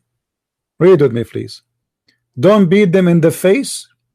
Turn your face for them, from the bed, and discourage them in mild and exaggerating manner. Huh? Beat them. Don't exaggerate when you beat them. What does that mean? Let us see what does that mean. Oh, hold on. Before I go and see what does that mean, let me get him busted more. Mujahid. Mujahid. Nobody can hear you. Don't talk. Hold on. Mujahid. Okay, let me ask you. If a man come to the Prophet and said to him, Abdul, listen, you are muted now because you keep talking. You do not hear me. I muted you. Don't talk. Are you there? Don't talk. Let me get you busted, Abdul. Let me get you busted. This is what I do here. I get Abdul busted. I don't know how many times. I don't know, like you guys, I think every inch of your body now have a needle already. Listen carefully. If a man come to you and he did beat his wife until her skin became a green, you will take the side of who? Where he go? He hang up. Let me call him back. I assure you, he is using a free internet of the neighbors. He's unavailable. He's unavailable. Just wait. I will wait for him to call, and then I will get him busted again and again and again. It's like gambling. Gambling. Those people, the more they lose, the more they play. You know the madness of gambling. That's why he's calling back. He feel he is humiliated, and he tried to get back his honor. So he gamble more. That's the whole idea. Like there is not even one space in his body is not having a hole already. But this is what gambling do. Somebody saying you have a lot of patient. What I do is really you need a lot of patience. Trust me, if you are in my place, you will go crazy from a long time ago, because you know that this is what it's mean, etc. But you have to treat them like a bunch of kids, for they are liars. Now maybe this guy is just an idiot who do not know what he's talking about, and obviously he is an idiot like the rest. But still, you have to trap them. You have to make them give the answer before you give the question, and that is hard. How you can make him say something so he cannot take it back. Do you see what I do? If you say to them right away something, they will play around. So you have to make it's like a game, and you have to be very smart.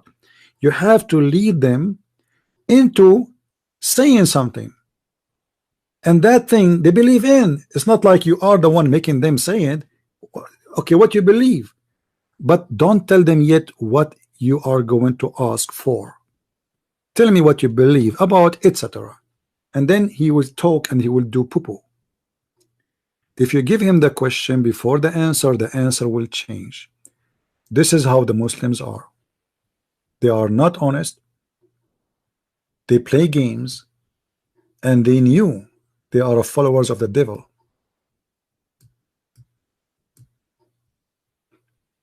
And I hope people here, they are learning really how to defeat Islam, not how to debate Muslims. Muslims don't debate. I never saw a Muslim debate anyone. They don't. You know, this is not a debate. This is a game.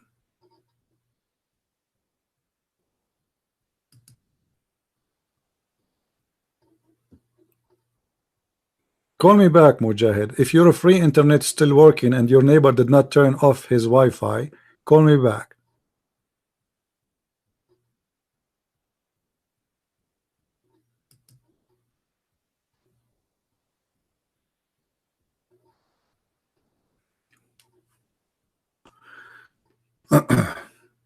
I'm just giving him a chance to call me back.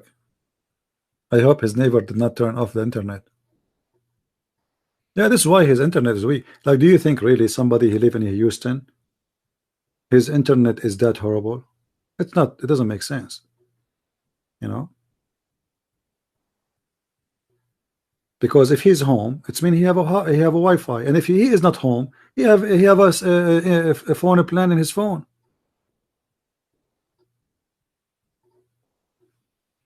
I can show you the fatwa where a guy is asking, is it lawful, is it halal to hook up an electric line so I can heat the water by electricity to do wudu?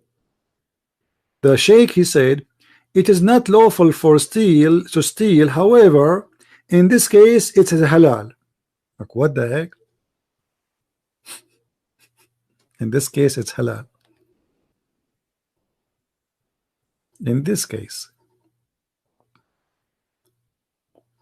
I hope he will call back now, man. We will be bored now.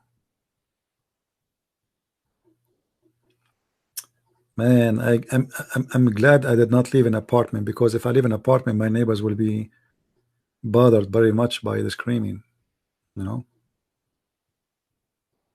Yeah, I did not need to open it. I know what is there. You know, he's a liar. You see, I keep saying to him, okay, read for me what Michael Moore said. Michael Moore said. He did not answer. And when I showed him that his prophet said that the sperm is gathered for 40 days, Michael Moore says that. He said, yes, it's a, you know, read. I told you what to read the answer. Read the book of Michael Moore. What an idiot. Any Abdul?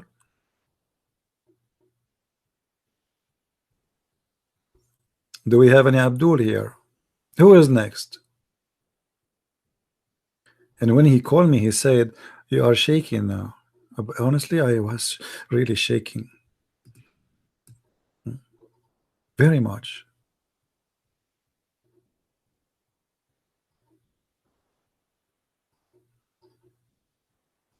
And he called himself Mujahid. You're right.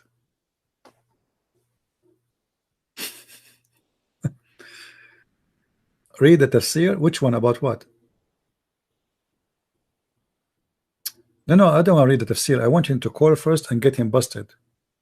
You see, he said, I studied all the tafsir. And when I ask him which one, he don't want to tell me. All of them.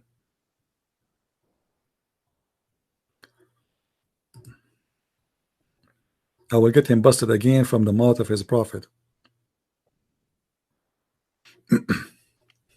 Victor, no more.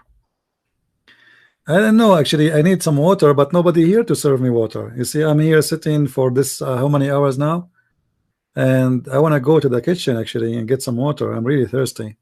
Speaking all this time is not easy.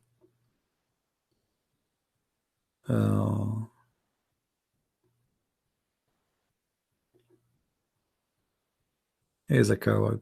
Let him call back if he's a man, because I wanted him to read something what his prophet he said about women beating, and let us see then what he will say. He did read all the tafsir, huh? Are you sure?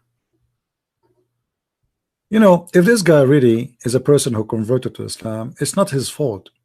This is the fault of his family, his parents. Obviously, they are not good family. They did not take care of their child. He is a victim of the stupidity. Muslims around him, they did fool him. But I believe today he made a good step by coming to me, and he will leave Islam. I challenge him. You are an insulting, ignorant individual. You interrupt me repeatedly, etc. Yeah, I have to interrupt you. I ask you about Adam. You talk about coach. You are just a kid. You are the one who called me names. You are the one who said to me, you are shaking. You are saying to me, you call me from the first second you call me, you start insulting me. That is the truth. Now, as long he will not call again, let me get him busted about beating the women. Read carefully with me, guys, and laugh. A woman, she came to Muhammad, and her husband, he did beat her until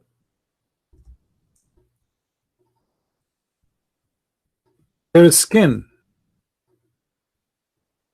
became greener than her clothes. What? Her skin became greener than her clothes. Muhammad, he took, don't block him, Christian, by choice. Let Kenny Boomer please post. Let him post. Imagine, you know, put yourself in his shoes. This guy, he have bubbles everywhere now. Read carefully, guys. This is the prophet of the Abdul himself. This is not tafsir, and this is the reason for the verse to come down, to beat women. This woman was beaten by her husband until her skin became greener than her clothes. And look what Aisha, she said. Aisha, she said that the lady came wearing a green veil, complained to her, Aisha, of her husband, and showed her green spots in her skin caused by beating. It was a habit of ladies to support each other. So when Allah Messenger came, Aisha said to him, I have not seen any women suffering as much as I believe in women. Why Muslim women are suffering that much? She did not say as women, she said believe in women. Specifically, Muslim women, they are suffering very much. Suffering from what? Beating. What Muhammad did, the story is so clear. Aisha, she said, look, her skin is greener than her clothes. Her skin is what? Is greener than her clothes. Did Muhammad took the side of the women? No. Did he say to the man, why you did that? No. Did he say to him, shame on you? I will punish you for beating your wife? No. Instead, he supported the man.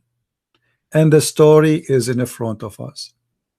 When Abdul Rahman heard that his wife had gone to the Prophet, he came with his 2 sons from another wife.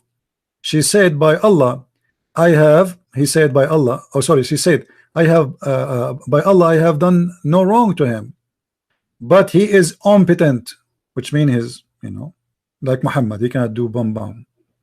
And he is useless to me as this, like her dress, she held her dress. So this man, his penis is the same as a piece of fabric. The only way to move it is to turn the fan on. So obviously this man, she didn't want him. And she held a piece of her garment. Abdul Rahman said, by Allah, O Allah Messenger, she had told a lie.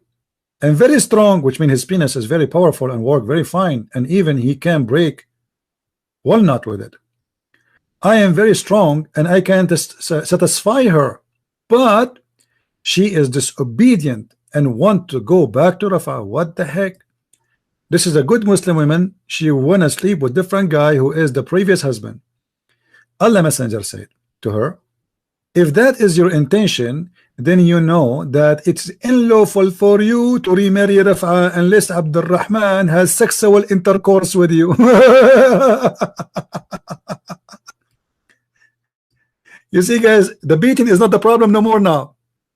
Muhammad, he did not even complain about the beating. He did not say why you beat her skin. Okay, so whatever is the problem, why you made her skin green. And instead of that, he took the side of the man and he told her, okay, if you want to go back to the previous husband, your husband have to taste your juice. What the heck? What? Test what? You see here they translate that until he have intercourse with you. It doesn't say that in Arabic. It says until he taste your juice. What a nice language, man. Hey, Mr. Brother Mujahid, what is the juice of the women you would like to taste? Can you please tell me what is the taste of a Muslim woman juice? What kind of juice she have? Where is the juice? Where we can find the juice of a Muslim woman? I want to get some juice. I'm thirsty. Yeah, it says there. Read with me. حتى يذوق من عسيلتك or عسيلتك until he tastes your juice, the sweet juice. Is it sweet? Hey Mujahid, is it really sweet? If you don't believe me, by the way, let me copy this. Here we go, the Arabic. Hold on, and I will go here. I will search for the same hadith and show you different translation, and then you will see how the Muslim change the translation. All right. This is Sahih al-Bukhari. That one was what? That one was al-Bukhari 25. This one is al-Bukhari. Let us see this one. Here we go. Look here how the translation changed. No, not until you taste his sweetness and he tastes your sweetness. I'm so proud to be a Muslim. The Prophet of Allah told me that you cannot go back to your previous husband unless you make the new husband taste your juice. Who is the Muslim wanna tell me the sweetness? What is the taste? Taste what? What is that? Is your wife is a watermelon? What is that, man? You Muslims, I forgot there is a fatwa that you can. This is a fabricated hadith. Guys, do you see what I'm saying? This is a fabricated hadith. This is Sahih al-Bukhari. This is Sahih al-Bukhari. This is Sahih al-Bukhari. What fabricated hadith? Hadith number Sahih al-Bukhari 5825. Poor guy. I feel for you. You see, listen, Ken. I really don't. I hope you will not be upset from me. I'm not against you, my friend. I feel sorry for you. That's all. They did lie to you. We are the Arab. We know how stupid this cult is. You do not know Arabic. You have no knowledge of Islam, and you are a victim. I have nothing against you. I believe you are a victim. I don't know you. You don't know me. You know. I wish you good luck, but you are a victim. From Islamophobic website, guys. This is Sunnah.com. This is Sunnah.com. This is Islamophobic website. This is Sunnah.com. This is Islamic website. This is Islamophobia. Okay, hold on. Let us contact them. Contact us. Let us see where's contact them. Do they have a phone number? No. About. Let us see. Site objective.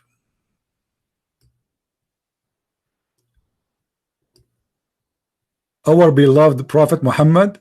Islamophobic website, they will say our beloved Prophet Muhammad. Guys, go to Christian Prince website and see how Christian Prince he says from our beloved Prophet Muhammad. This is Islamophobic website, obviously, because he's saying there from our Prophet, beloved Prophet Muhammad.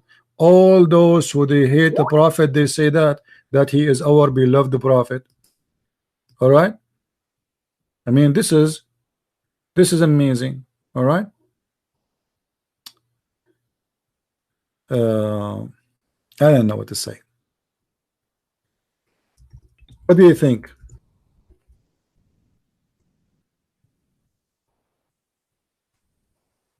More. What do you think?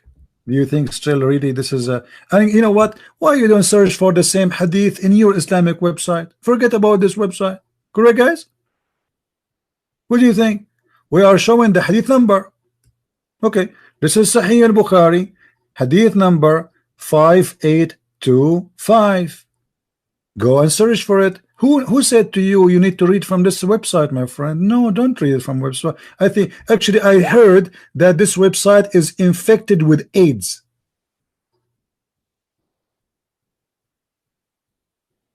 I'm telling you, this website have AIDS, and some people they say it has diarrhea too. Even a smell. But still that will not change anything. We are giving you the hadith number. Correct, guys? We are giving you the hadith number. You can go right now and search in any, go buy the book, buy Sahih al-Bukhari. I agree with you. All Islamic books are fabricated and stupid. That's true. Yes, Mujahid, how are you? Hello? Yeah, I'm here. Can you? So, Mujahid, do you really believe that this is a fabricated website? Don't be honest. Are you gonna let me speak? Yeah, but I'm talking to you about what is in the text. Do you really believe what you said? What I want you to do is I want you to stop and let me speak. Okay. Okay. You like to okay. Can you do me a favor? Can you do me a favor? I want to go to the kitchen to grab some water. Don't talk until I come back because I want to hear you. I'm using headphone. I will not hear you. Is that okay? Is that fine? Go ahead. You're gonna need some water. Go ahead. Yeah. I will need. By the way, in the Quran it says that we can drink whiskey and Black Label. Is that okay if I drink whiskey? No, it's not okay to drink whiskey. No, it's Do you want me to show you from the Quran that it's okay to drink whiskey? You're not going to show me from the Quran that it's okay to drink whiskey. Do you want to challenge me? Go get you some water. Do you want to challenge me? I forgot about the water. I want the whiskey now. Do you want to challenge me about that? Let me tell you something. No, don't you talk. Do you want to challenge me? Do you want to challenge me? We're not allowed to consume alcohol. Do you want to challenge me? Okay, challenge me. Okay, why you don't challenge me? Okay, why you don't challenge me, my friend? Challenge me. Let us make a challenge. What I'm going to tell you is you're not going to find anything in the Quran that says that it's okay to consume alcohol. Are you sure? Nothing of any kind. Are you sure? I'm absolutely certain about that. Okay, read with me this verse then. Go get yourself some water. No, I don't want to get whiskey now, because the Quran, I'm very nervous, man. I'm very nervous. I called the address. Okay, read for me. You said there's nowhere in the Quran. It says that alcohol is good for you to drink it. Lower your voice. I'm going to hang up. If you talk to me with disrespect, I'm going to hang up. I'm talking to you. Any name, I don't care if you hang up. Don't threaten me, my friend. Yeah, you was begging for me to get back on. Because I'm not begging for you. I'm trying to save you. You are ignorant. You are a victim. Honestly, Mujahid, I don't hate you, man. I have nothing against you. You are a victim. I'll be honest. I don't care if you hate me or you don't hate me. I don't. No.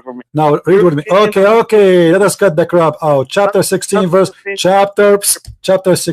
number 67. I challenge you to read it. You said there's nowhere in the Quran it says you are allowed to consume alcohol. Chapter 16, verse number 76, and the mic is yours. I don't know what you. What do you mean? I know what I'm talking about. I just give you the verse. I didn't say that. Talk about. I said I don't know what you said. I said in chapter 16, verse number 67, Allah said it is good for you to have alcohol. Even it's good to use it as to drink with it and to get drunk and to make even money from it, which means to buy it, to sell it, to drink it, and to get drunk with it. No, it doesn't say that. It says that. Read it for me. Go ahead. No, it doesn't say that. It doesn't say that. Okay, read for me. Okay, what chapter, verse 16 or what? 67. Okay. Oh man, it's really a shame that you people are on the same bandwagon and you're unable to simply comprehend very simple and basic. I know. You see, we are the Arab. We speak Arabic. We cannot comprehend. But you are the one who don't know one Arabic word. You can comprehend. I mean, that's amazing. Well, different intellects have different levels of comprehension. Right. This is why the child who have no sin, he went to hell, right? And you are the one who told me it does not make sense, but now it makes sense. Right. So if a hadith doesn't make sense, we don't live by that. No, you live by it because this is a Sahih hadith. Right. We don't have to follow all the hadith. You have to. You have to. Okay. What if I get you busted? What if I get you busted? What if I get you busted that you have to follow all the hadith of Muhammad? And you listen to what I'm telling you. No, it's not up to you. I don't shut up. Nobody tell me shut up. Even my mom, she never said to me shut up, because she said your voice is beautiful. Sing for us. And since I was a baby, I keep singing Quran since the first day. Like my mom, she gave birth to me. I was saying like, and right away she said this guy is going to up in a chat room to shut up every Muslim who recite Quran because he do it better than them. Now answer, you idiot. The verse in front of me, chapter 16, verse number 68 says, it is lawful for you, it is allowed for you to use alcohol, to drink and get drunk, and even to make money from it. Why you are saying to me I don't comprehend and you comprehend? What about right now we go and read the interpretation for the verse? The mic is yours. Well, I'll tell you what, don't interrupt me again, okay? What about we go and read the interpretation? I'm going to repeat this. 1.8 billion Muslims in the world. You haven't shut anybody. You made me fart. You're making a foolish claim. Yes, let me ask you, is the Shia Muslims? What about it? Is the Shia Muslims? Well, sure they are. They are? The Shia Muslims? What do you mean? Are they Muslims? The Shia, are they Muslims? Well, sure they are. But they worship Ali. They say Ali is the light of Allah. It's not for me to say, no, they don't worship Ali. Yes, and they don't. And they believe that Muhammad is made from light. Look, brother, you don't make false claims because Allah subhanahu wa ta'ala. Do you want to challenge me? Do you want to challenge me? You do not know anything. Everything I say, it turned to be true, and you're lying. Everything I say, it turned to be true, and I give a proof. Now let us go back, and we can go back to the Shia. You are a Sunni, right? Are you Shia or Sunni? I'm Sunni. Okay, that's good. Okay, the Sunni, they say that the Shia are not Muslims. So stop lying. I can show you tons of videos in YouTube saying Shia will go to hell. Let me tell you something. A Muslim is not allowed to say who is or who is not. No, he's allowed. You are a liar. Let me show you. Let me get you busted. The Muslim, no, the Muslim is allowed. The Muslim is allowed, and your prophet he did that too. The Muslim is not allowed. No. You're not a Muslim. You don't know. Okay. A Muslim is not allowed to say who is or who is not a Muslim. Are you sure? Not to decide. Are you sure? That? Are you sure? So why your prophet he said the following in front of your eyes? So why your prophet he said, my nation will split to 73 sect, and one of them only will go to hell. And also before that, guess what? It says the Jewish people will split into 72 sects. Okay. The Christians, no, excuse me, the Jews will split into 71. All right. The Christians will split into 72 sects. Did you know that? Yeah, but that's mean that you must. That's just simply okay, hold on. That's mean the most lost people are the Muslims because they are the ones who split 73. Let me. No, that's not what that means. Yes, that's not that. Hold on, guys. Did this guy? He said, do you know? He is the one who said that. Do you know that the Jews split into 71? Do you know that the Christian they split into 72? But the verse, the hadith says that the Muslims split into 73. So the most deceived people is not the Jews, not the Christians, the Muslims. The mic is yours. You're bouncing around. You're just simply. I'm not. You are the one who said that. You are the one who. You are the one. You are the. What verse? Chapter 17. What verse? Why you change the topic now? Do you want to talk about 73 split? Why the Muslims are? Why the Muslims are more deceived? Why the Muslims are more deceived than the Christian and the Jews? Explain to me why the Muslims are 73. Why the Jews are 71? Why you are the worst? Because there's going to be more Muslims in the world before the day of judgment than any other religion. Still will not make any difference because still you are 73 to 1. Doesn't make any difference. Who cares if they are 10 people who they are deceived or 20 or 1 billion? So you are saying to me, the world will become majority Muslims and 72% of them are going to go. Sorry, guys. From every hold on. Let us see how stupid this joke is.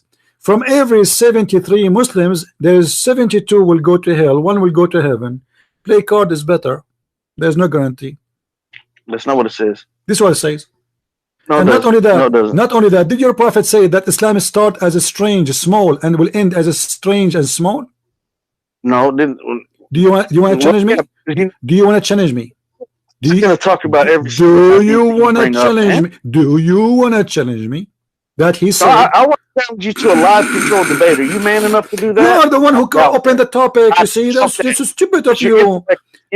So shut up. Don't tell me Islam is the whole world will become Muslim, because that will prove that Muhammad is a false prophet. For Muhammad, he said Islam start as a small tiny religion and will end as a small strange tiny religion. So why you are saying something against your prophet prophecy? True believers versus those who call themselves Muslim. There's the mu'min, which are the true believers. They call themselves Muslims, but Muhammad, he said that those who call themselves Muslims and they are true Muslims are going to be the minority, not the majority. True mu'min, the mu'minin and the mu'minah, the mu'min, absolutely, the mu'min, the true believers. Absolutely. So okay, let us go. Okay, hold on. So the child, idiot. How a true believer can be true believer if a child, he did not commit no sin and he is born as a Muslim, because your prophet said every person is born as a Muslim, he will go to hell. How the mu'minin, they will go to heaven or they will go to hell if the child is going to hell? Once again, you're bouncing around. I'm not bouncing around. I'm getting you busted. I'm spanking you. A child, he never commits sin. How he will go to heaven? How your Quran says if you believe in Allah, you go to hell, you go to heaven, and the child, according to Muhammad, is born as a Muslim, which means he believes in Allah. Already he's a Muslim. So how he will go to hell? Go ahead and keep running. How he will go to answer? Did your prophet say everyone is born as a Muslim? Did he say that? Every child is born as a Muslim. Did he say that? Admit, Abdul. Just shut up. I have no time for kids. Don't call me again. Go to hell. Let the hell of Muhammad take you. Let the hell of Muhammad take you. I did my part. You are a follower of the devil. You don't want people to help you. The Quran not only approve alcohol, the Muslims used to pray and they are drunk. And the coward Muhammad, according to Muslims, Muhammad, he forbid things in steps. That's false. Muhammad, he forbid alcohol when he got sick. He cannot drink no more. The Quran says that the Muslims, they pray and they are drunk. I wish I have a video camera at that time. Honestly, I wish I have a camera with me. يا أيها الذين آمنوا لا تقربوا الصلاة وأنتم سكارى. Oh, who you believe, don't approach prayer and you are Bismillahirrahmanirrahim, shish kebab falafel amin. What it does mean, don't approach, not to pray when you are totally drunk and high fi. What does that mean? Do you know? I get disconnected, so I don't know what you've been saying. The Quran says don't approach the prayer when you are drunk. What does that mean? Okay, this is real simple. Okay, let me explain it to you. I'm going to need 30 seconds to explain this to you. Okay, are you going to give me 30 seconds? I will give you 30 seconds and one beer, no problem. Right. This is very, very simple. Okay. So this is what's called an abrogation. Okay, now listen to what I'm going to tell you. In the days of Jahiliyyah, the days of ignorance, alcoholism was very, very rampant. It was very bad. Okay, right. So,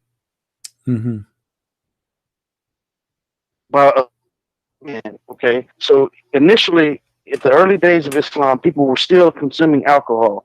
Until the day that a man came to prayer and he was leading the prayer and he stumbled through the prayer because he was intoxicated. And so because he was intoxicated, he drank too much. Then it was revealed that you do not come to the prayer in a state of drunkenness. Okay. And then that was abrogated. That was to allow man. It's like trying to come off of a drug or alcohol. All right. You have to be.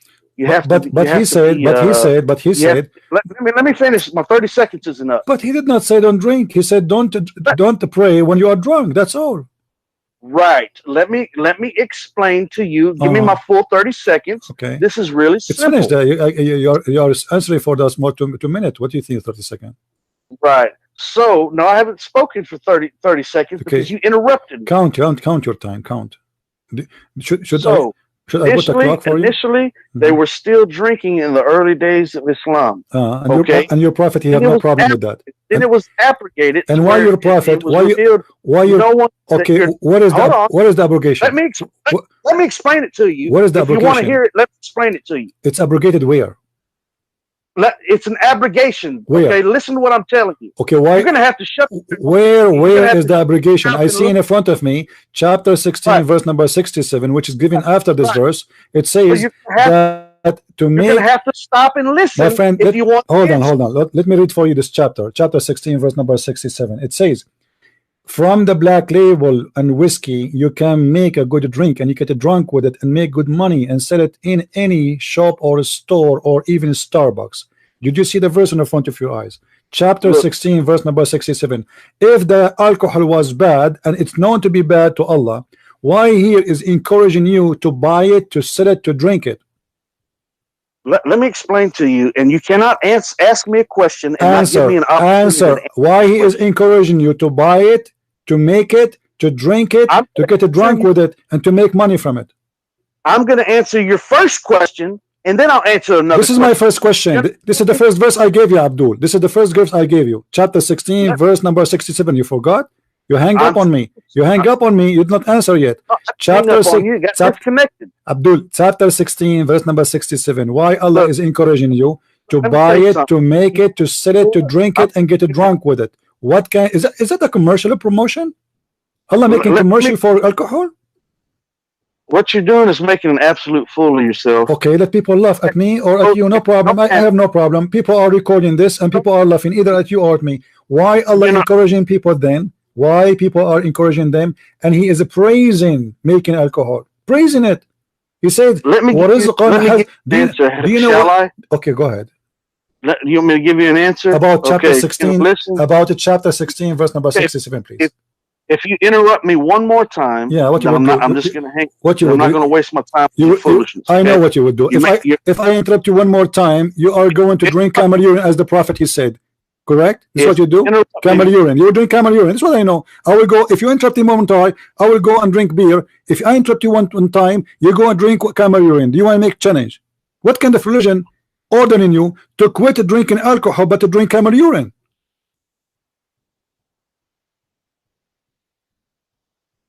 You know, that's a really stupid. What do you mean stupid? Did your prophet order you to drink camel urine? So here we go. Don't drink beer, but drink camel urine. So you exchange two yellow liquid. The yellow liquid of the beer is bad. Now you're changing the subject. I'm not changing the topic. Answer. Chapter 16. Chapter 16, verse number 67. I'm listening. Yesterday you raped a child and you robbed a bank, and I caught you. And let's talk about that. Why did you rob the bank yesterday? Because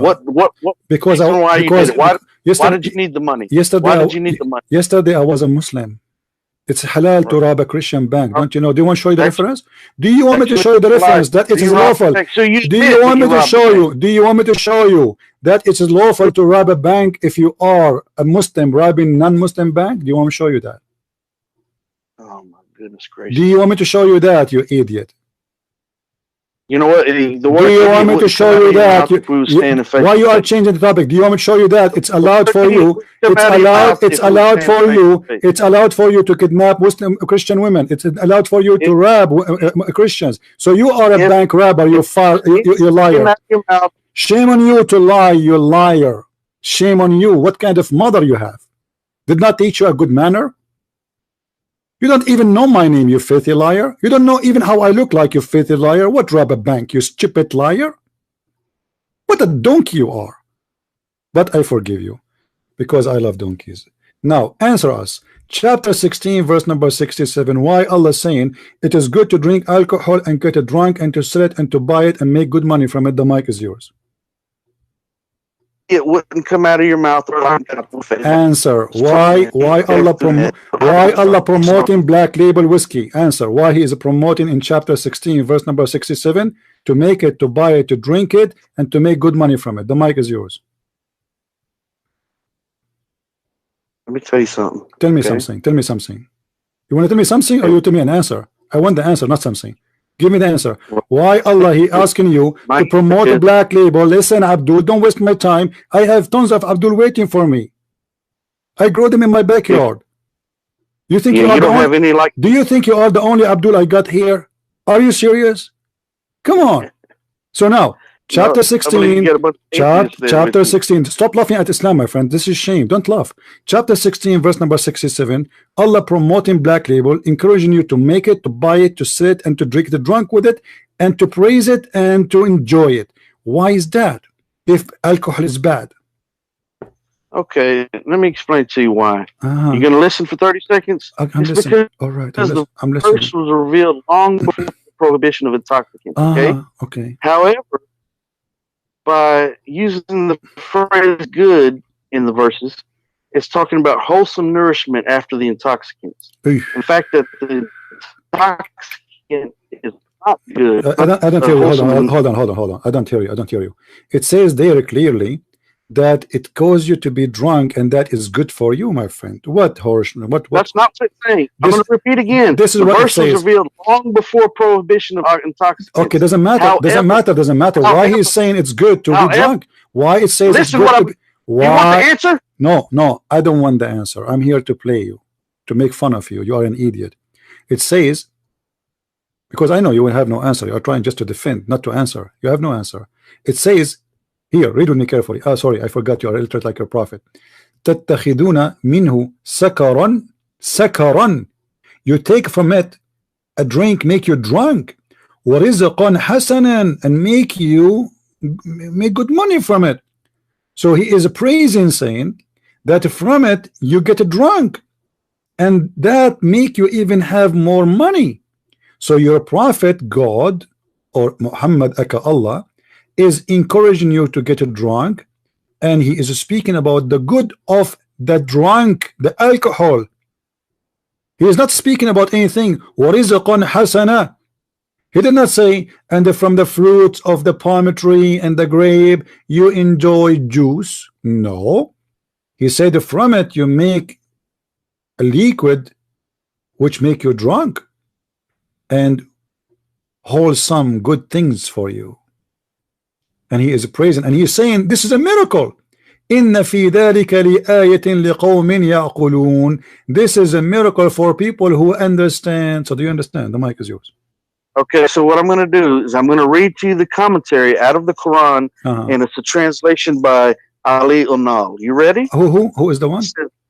Ali Unal. You ready? Okay, but the don't interrupt me. No, I want to read with you. No, hold on. It's not fair, my friend. You need to tell me this commentary is made by who? Who is the scholar speaking there? I said Ali Unal. I already said that. Who is this guy? Unal. Who is this guy?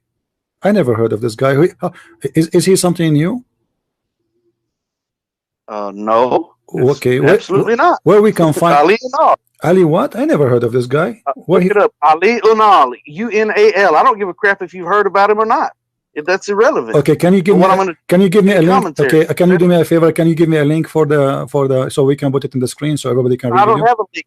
I'm holding the Quran in my hand. Okay, where we can find a link? Can you find me a link? You find a link. I'm not on the internet. Okay, no, hold on. You are in the internet, you liar. What do you mean you are in the internet? You are speaking to me in the internet and you are not in the internet? I mean, do you see how much they lie? Aren't you using the internet now to call me? What do you mean you are not in the internet? Aren't you using Skype? I am not on the internet. You are using Skype. I'm speaking to you. You idiot. You can find a link in the phone. The phone have internet. That's why you are calling me in Skype. The Skype is internet. I'm not. Well, I want to read with you. I want to read because I want to learn. No. Okay, can you type for me the name in the screen, please, in the chat? Can you type the name for me so I can find the... Look, you know how to spell the word Ali? The name Ali? I know. A-L-I. Yeah, what is the second? What is the second? U-N-A-L. Look it up. Okay. Somebody post. Okay, hold on. Let me find... Okay, hold on. Let me find this guy interpretation for the Quran. Hold on. Ali on this is a Turkish guy. Is he a Turkish guy? He doesn't speak Arabic. Oh man, come on! You don't know what he speaks or what he doesn't speak. Okay, hold on. Okay, let me open his page so I can place in the Quran before you start reading. Hold on yours. Okay, 16. What's the purpose of no? The point is we wanna laugh because I will show you that even the one you are quoting to make you look fool. Okay, hold on. Let me show. As for those who disbelieve, it matters not whether you warn them or do not warn them. They will not believe. Allah has set a seal over their hearts and over their hearing, and over their eyes is a veil, and pain will be the penalty that they incur. And that is you, unfortunately. What is that? So the verse, it says the verse was revealed long before prohibition of intoxicants. However, by using the phrase of good, wholesome nourishment after intoxicants, the fact is that intoxicant is not good. And it's saying that wholesome nourishment is implied. Coming after the verse describing milk and how it is produced, the Quran refers to intoxicants in correspondence to excrement and blood, while the phrase good, wholesome nourishment corresponds to milk, thereby preparing the minds for the prohibition of intoxicants. By calling on people to use their reason concerning their matter, it encourages them to think and to be sensible and reasonable when choosing their food and their drink. Do you understand what it's telling you? No. It's saying those same fruits that were used to create the intoxicant, the fruit itself is good. You can have that. Okay. And what about you're not to have the intoxicant. Okay. Hold on. Let me get you busted. Okay. Let me get you busted. Hold on. Let me get you busted. This guy. Let me get you busted. Hold on. Let us do this. This is the Quran in front of us, 1667, my friend. I don't go by a bunch of idiot we never heard of. A person is not even an Arab. We are the Arab. Read carefully. Guys, this is Tafsir Ibn Abbas. Who is Ibn Abbas? This is the cousin of the Prophet. This is a big guy. This is the cousin of Muhammad alayhi salatu wassalam. Listen, Mujahid, do you think Mujahid know better than Ibn Abbas, the cousin of the Prophet? What do you think? Are you there? Hello?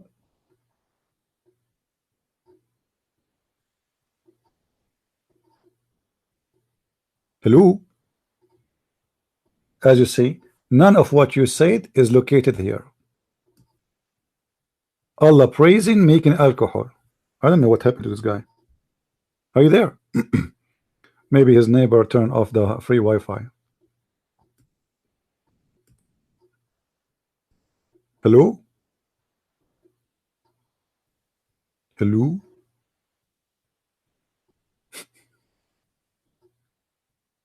Guys, does it say here? This is say there. This is before the wine and alcohol became forbidden. So Allah, he was praising it. None of what he said is exist here.